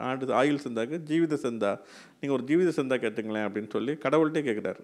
ஆயுள் சந்தான்னு இவர் வந்து ஜீவித சந்தானம்னு இவர் கடவுளை கேட்குறாரு, யாருடைய ஜீவிதத்துக்கு, உங்களுடைய ஜீவிதத்துக்கா, என்னுடைய ஜீவிதத்துக்கா, பத்திரிக்கையுடைய ஜீவிதத்துக்கான்னு. ஏன்னா இந்த மாதிரி சிறு பத்திரிக்கைலாம் ஷார்ட்டாக வந்து நின்றுடும், ஒரு 2 வருஷம் 1 வருஷம் வந்து நின்றுடும். அதனால் இவருடைய கந்தசாமி பிள்ளையோட வயசுனா இவர் ஒரு 60 வயசு 70 வயசாக இருப்பார். சிவன்னா எல்லா காலமும் இருக்கக்கூடியவர். அதனால் யாருடைய ஜீவிதத்துக்கு, என்னுடைய ஜீவிதத்துக்கா, பத்திரிக்கையுடைய ஜீவிதத்துக்கா, உங்கள் ஜீவிதத்துக்கா அப்படின்னு இந்த மாதிரி நிறைய வயசு வந்து பார்த்தேன். அவருடைய முகத்தை பார்த்து வயசை கணிக்க முடியல, 80ஆகவும் இருக்கலாம் 80,000ஆகவும் இருக்கலாம் அப்படின்னு சொல்கிறார் கிண்டலா சிவபெருமானுடைய இது. அவர் ஏறினார். அப்புறம் அந்த ரிக்ஷா இழுக்கிறவங்க வந்து இவரும் கந்தசாமி பிள்ளையும் கடவுளையும் ரிக்ஷாவில் ஏறி உட்காடுறாங்க. ஏறி உட்கார்ந்தோடனே அவர் ரிக்ஷாக்காரர் திரும்பி பார்க்குறாரு. என்னன்னு பார்த்தா கடவுள் வந்து அவருக்கு வந்து சுமையாக இருக்கக்கூடாதுன்னு வெயிட்டை குறைச்சிட்டார். ஜீரோ வெயிட், ஜீரோ மாஸ் ஆக்கிறார். அவருக்கு வெயிட் இல்லை, கந்தசாமி வெயிட் இல்லை. அவர் வந்து திரும்பி பார்த்து, நீங்களாம் ஆட்களாக இதாக பேய்களா, ஒன்றுமே தெரியல, வெயிட்டே இல்லை, நான் உள்ள சுலபமாக எழுத்ததே இல்லைன்னு சொல்லிட்டு அவர் சைக்கிள் எழுதிட்டு போகிறார். ஸோ அவங்களுக்கு வந்து அவங்க மேலே உள்ள சிம்பத்தி அதில் கொண்டு வந்து காட்டுறார். ஸோ இந்த மாதிரி நிறைய அவரோட கதைகளில் நிறைய சோசியல் மெசேஜ் இருக்கும், அவருக்கு கிண்டல் இருக்கும், அங்கதம் இருக்கும். இது எல்லாத்தையும் அவர் வந்து இது பண்ணி அவர் கதைகள் எழுது. அதனால தான் அவர் முற்போக்கு ஜெயகாந்தன்லாம் ரொம்ப சிலாகி சொல்லியிருக்காரு புதுமைப்பித்தனை. அதாவது புதுமைப்பித்தன் கதைகளுக்கு ப்ரூஃப் ரீடராக இருந்து தான் நான் எழுத்தாளர் ஆனேன்னு சொல்லியிருக்காரு. ஜெயகாந்தன் எப்போதுமே கொஞ்சம் கர்வமாக பேசக்கூடியவர். அவர் வந்து இவ்வளோ தூரம் சொன்னார்னா புதுமைப்பித்தனுக்கு தான் சொல்லியிருப்பார் நினைக்கிறேன், வேறு யாருக்கும் இந்த மாதிரி சொல்லியிருக்க மாட்டார். புதுமைப்பித்தன் கதைகளுக்கு ப்ரூஃப் ரீடிங் பார்த்து தான் நான் எழுத்தாளர் ஆனேன் அப்படின்னு ஒரு சொல்லியிருக்காரு. அப்படின்னா ஒரு பெரிய விஷயம். இந்த மாதிரி அவர் புதுமைப்பித்தன் வந்து ஒரு மிகப்பெரிய ஆளுமை. அவரை பற்றி பேசணும் அப்படின்னா ஒரு நாள் முழுக்க பேசலாம். அவருக்கு வந்து நாளை கலாய்ச்சி 3/4 மணி நேரத்தில் முடிக்கிறேன் அப்படின்னு சொல்லியிருந்தேன். அதனால் 3/4 மணி நேரம் ஆகிவிட்டது. எனவே உங்களுக்கு ஏதாவது 1-2 கேள்விகள் கேட்டு நம்ம இதை முடிச்சுக்கலாம். வாய்ப்பளித்ததுக்காக முதல்ல நன்றி பாராட்டி நன்றியை தெரிவித்துக் கொள்கிறேன்.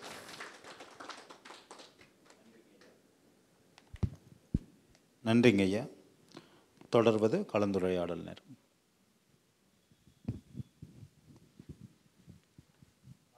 நான் பேசணும் இல்லை, நீங்களே கொஞ்சம் புதுமைப்பித்தன் பற்றி உங்கள் அனுபவங்களே சொல்லலாம். அதுதான் முக்கியம். கலந்துரையாடலாம் அதுதான்.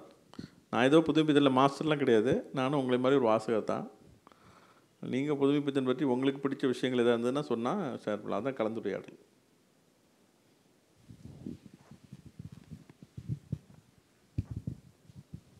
வணக்கம், என்னுடைய பேர் பாலமுருகன். புதுமைப்பித்தனோட கதையில் வந்து திருவிளக்குன்னு ஒரு கதை, சிறுகதை நான் படிச்சிருக்கேன். அது வந்து என்னை பொறுத்த வரைக்கும் அவர் தரிசியை தான் இருந்திருக்காரு கூட தோணுது. திருவிளக்கில் வந்து அந்த இடத்துல வந்து ஒரு நாய் செத்து போகும், ஒரு மனுஷன் ரொம்ப கஷ்டப்பட்டுருப்பான், ஆனால் அதை யாரும் கண்டுக்க மாட்டாங்க. சூழ்நிலை மாறிக்கிட்டே இருக்கும். அப்படி தான் இப்போ நிலைமை இருக்குது இன்னைய தேதிக்கு. இப்போ நீங்கள் சொன்னீங்க இல்லையா, அது மாதிரி மருத்துவ உலகமும் இப்போ அப்படி தான் மாறி, ஆளும் சாகக்கூடாது ஆனால் மொத்தமாக க்யூர் ஆகிடக்கூடாது அப்படின்ற மாதிரி ஒரு பிஸ்னஸ் மாஃபியாவை தான் மருத்துவம் துறையும் போயிட்டுருக்கு. இதெல்லாம் அவங்க அப்பயே கணிச்சிருக்காங்கன்றது வந்து ஒரு அற்புதமான விஷயமாக தான் நினைக்கிறேன். நன்றி. நல்ல விஷயம்.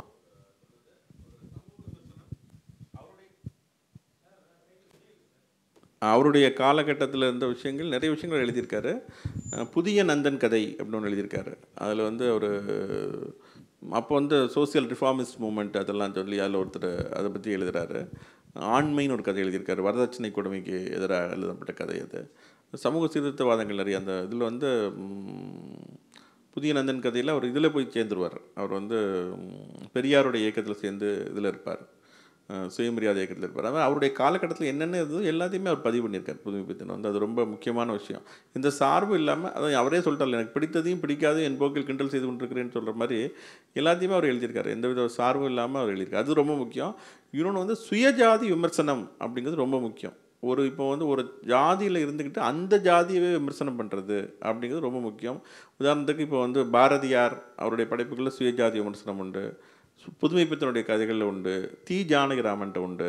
ஸோ இந்த மாதிரி எழுத்தாளர்கள் தான் ரொம்ப ஒரு பரிபூர்ணமான இலக்கியவாதிகள் அப்படின்னு சொல்லலாம். சுயஜாதி விமர்சனம் இல்லாமல் எழுதுறது அப்படிங்கிறது இப்போ இன்றைக்கி வட்டார விளக்கு எழுதும் பொழுது பெரும்பாலும் அந்த ஜாதியினுடைய பெருமைகள் பேசுகிற மாதிரி தான் வருது. அப்படி இல்லாமல் வட்டார விளக்கு நாவல்களுடைய குறையாக கூட அது சொல்லப்படுகிறது. வட்டார விளக்கு நாவல்கள் வரும் பொழுது ஜாதிய பெருமையை இன்டைரக்டாக பேசுகிற மாதிரி அமைந்து விடுகிறதுன்ட்டு சுயஜாதி விமர்சனம், எந்த ஜாதி இருக்கணுமோ அந்த ஜாதியில் உள்ள நாசக்கார கும்பல்லாம் பயங்கரமாக டேமேஜ் பண்ணியிருப்பார். அவர் அந்த அளவுக்கு அவர் வந்து சுயஜாதி விமர்சனத்தை வெகுவாக முன் வச்சதில் புதுமைப்பித்தனுக்கு முக்கியம் உண்டு. பாரதிக்கு எப்படி ஒரு முக்கியமான இடம் உண்டோ அது மாதிரி உண்டு.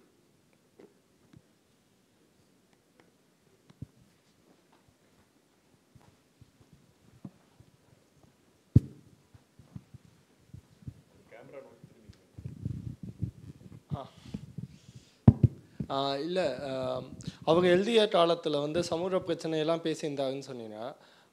அவர்கிட்ட இந்த பேன் அந்த மாதிரி விஷயங்கள் ஏதாச்சும் வந்துச்சா? இப்போ சட்டானிக் வர்சஸ் எழுதினப்போ சல்மான் ருஷ்டி வந்த மாதிரியோ, பெயிண்டிங்லாம் பேன் பண்ண மாதிரியோ, படம்லாம் பேன் ஆச்சுல அந்த மாதிரியோ அவர் ஏதாச்சும் ஃபேஸ் பண்ணாரா பொலிட்டிக்கல் ப்ரெஷர்ஸ்? ஏன்னா இப்போ சுய ஜாதி விமர்சனம்னு சொல்லும்போது பாரதியை வந்துட்டு அந்த சமூகத்தினர் செம்மையாக விமர்சிச்சாங்க, ஒதுக்கி வச்சாங்க. அவரோட பர்சனல் லைஃப் அதெல்லாம் எப்படி இருந்துச்சுன்னு கொஞ்சம்.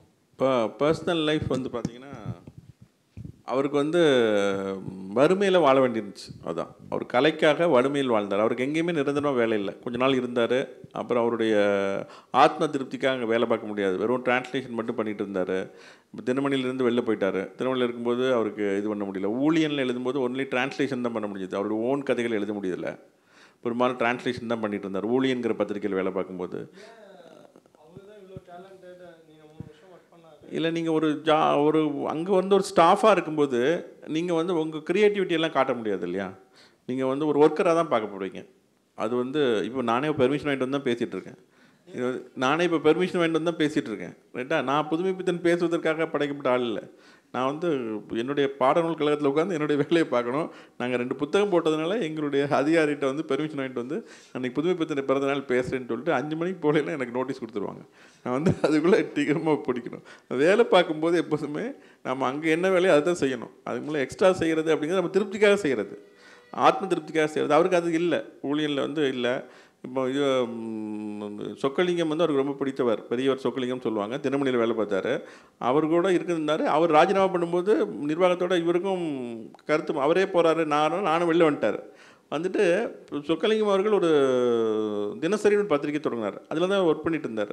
ஒர்க் பண்ணிட்டு இருக்கும்போது அவரை விமர்சித்து இவர் வந்து இலக்கிய கட்டுரைகள் பயங்கரமாக எழுதுவார். இலக்கிய கட்டுரைகள் வந்து ரசமட்டம்ங்கிற பேரில் எழுதுவார்.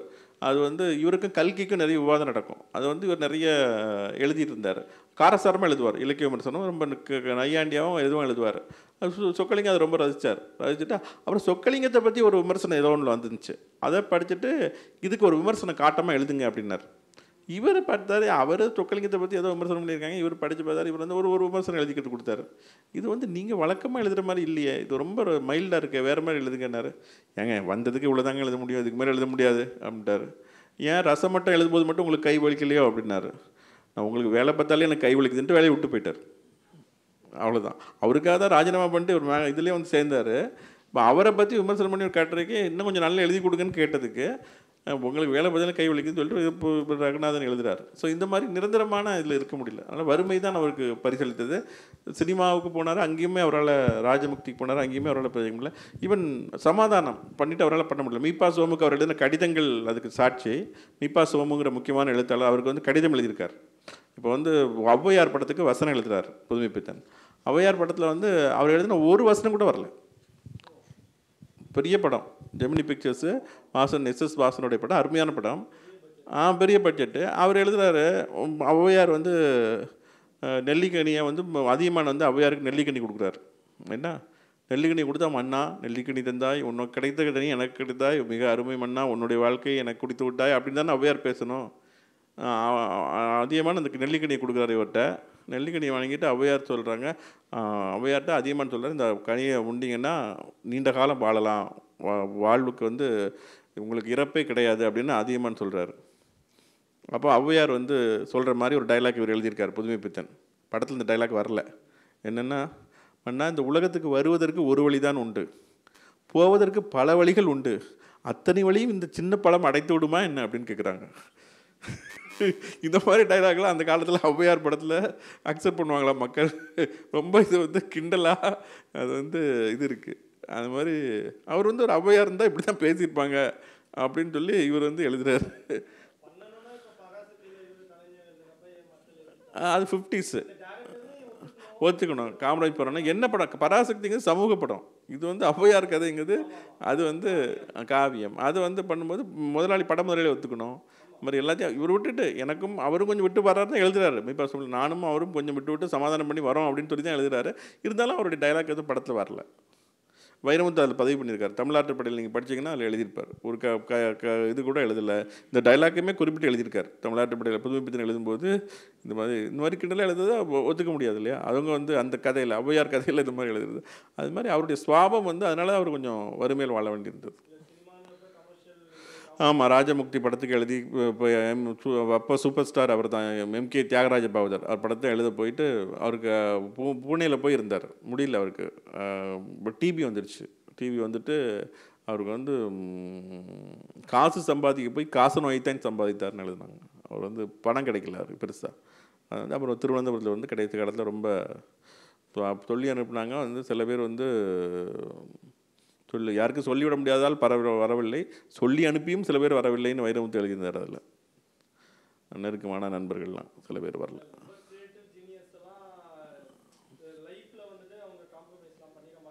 பண்ண மாட்டாங்க. அதான், அதாவது நத்தம்போல் கேடும் உளதாகும் சாக்காடும் வித்தர்களுக்கு அல்லால் அரிது அப்படின்னு ஒரு திருக்குறள் இருக்குது. அதுபோது வாழும்போது நிறைய கேடுகளை சம்பாதித்து, நிறைய கஷ்டங்களை சம்பாதித்து, இறந்ததுக்கு அப்புறமா நிலை பெற்ற பேரை பெறுவார்கள். அது வந்து யாருக்கு சாத்தியம்னா வித்தகர்களுக்கு தான் சாத்தியம்ட்டு பாரதியார் புதுமைப்பித்தன் வாழ்க்கையெல்லாம் பார்க்கும்போது அவர்கள் வித்தகர்கள்னு தெரியுது. வள்ளுவருக்கு இப்படிலாம் வரப்போகிறாங்கன்னா அந்த காலத்திலே தெரிஞ்சிருக்கு. அது வந்து அதான் அவர் பெரிய ஜீனியஸாக இருந்திருக்காரு. எல்லாருடைய லைஃப் தான் அதுதான் வள்ளுவர் உணர்ந்து. சாக்ரட்டிஸ்லாம் தெரிஞ்சு தான் வள்ளுவர் எழுதியிருப்பார்னு நினைக்கிறேன். சாக்ரட்டிஸ் அவருக்கு முன்னாளில் வாழ்ந்தவரில், அதனால தான் தெரிஞ்சு இருக்கார். விஷம் கொடுத்துருவாங்க நல்லவங்களாக இருந்தா அப்படின்னு தெரிஞ்சிருக்கு அவருக்கு. ஓகே, ஓகேவா, முடிச்சிடலாமா? ஒரே நிமிஷம். நீங்கள் இந்த கேள்விக்கு பதில் சொல்லிட்டு முடிச்சுக்கலாம். நான் எங்கள் ஆஃபீஸில் கேட்குற கேள்விக்கு நான் பதில் சொல்ல முடியாது.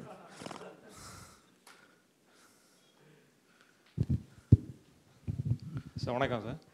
புதுமைப்பித்தன் அவருடைய காலத்தில் எல்லா பிரச்சனைகளும் எழுதியிருக்காருன்னு சொன்னீங்க அந்த காலத்தில். பட் அவருடைய அந்த முக்கியமாக சுதந்திர போராட்டம் அந்த மாதிரி எதுவுமே எழுதலையே அப்படின்னு நான் நிறையா படிச்சிருக்கேன் கதைகளில். உண்மை அந்த அது எழுதவே இல்லையே, அது ஏன் அப்படி எழுதலை? அதாவது அவர்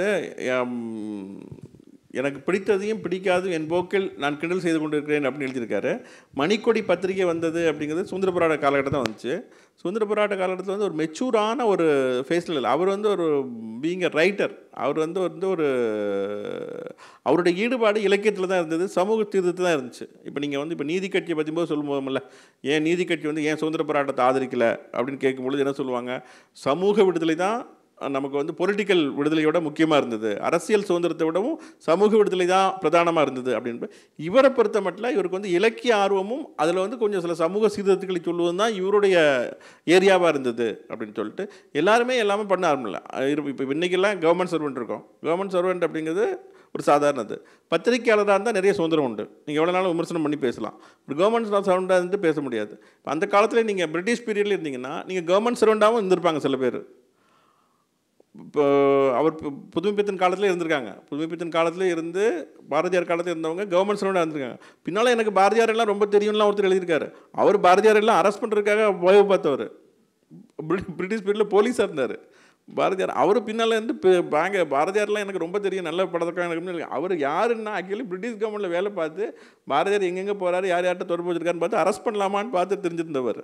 அவர் பின்னால் வந்து அவர் எழுதி அந்த புத்தகம் கூட பாரதி ஆய்வாளர்கள்லாம் சொன்னாங்க. அப்புறம் நான் சலபதி சார்ட்ட கேட்டேன், ஏங்க அது வந்து பெரிய இதுங்கன்னு சொல்லி அவரை பற்றி அப்புறம் கதையாக சொல்கிறார். ஸோ அந்த மாதிரி ஒவ்வொரு காலகட்டத்தையும் ஒவ்வொன்று இருக்கும். இவர் அந்த மாதிரி ரெட்டை வேஷம்லாம் போடல. இவர் வந்து அவருடைய ஏரியா அதுன்னு தீர்மானிச்சுட்டு அதில் எழுதினார், அவ்வளோதான்.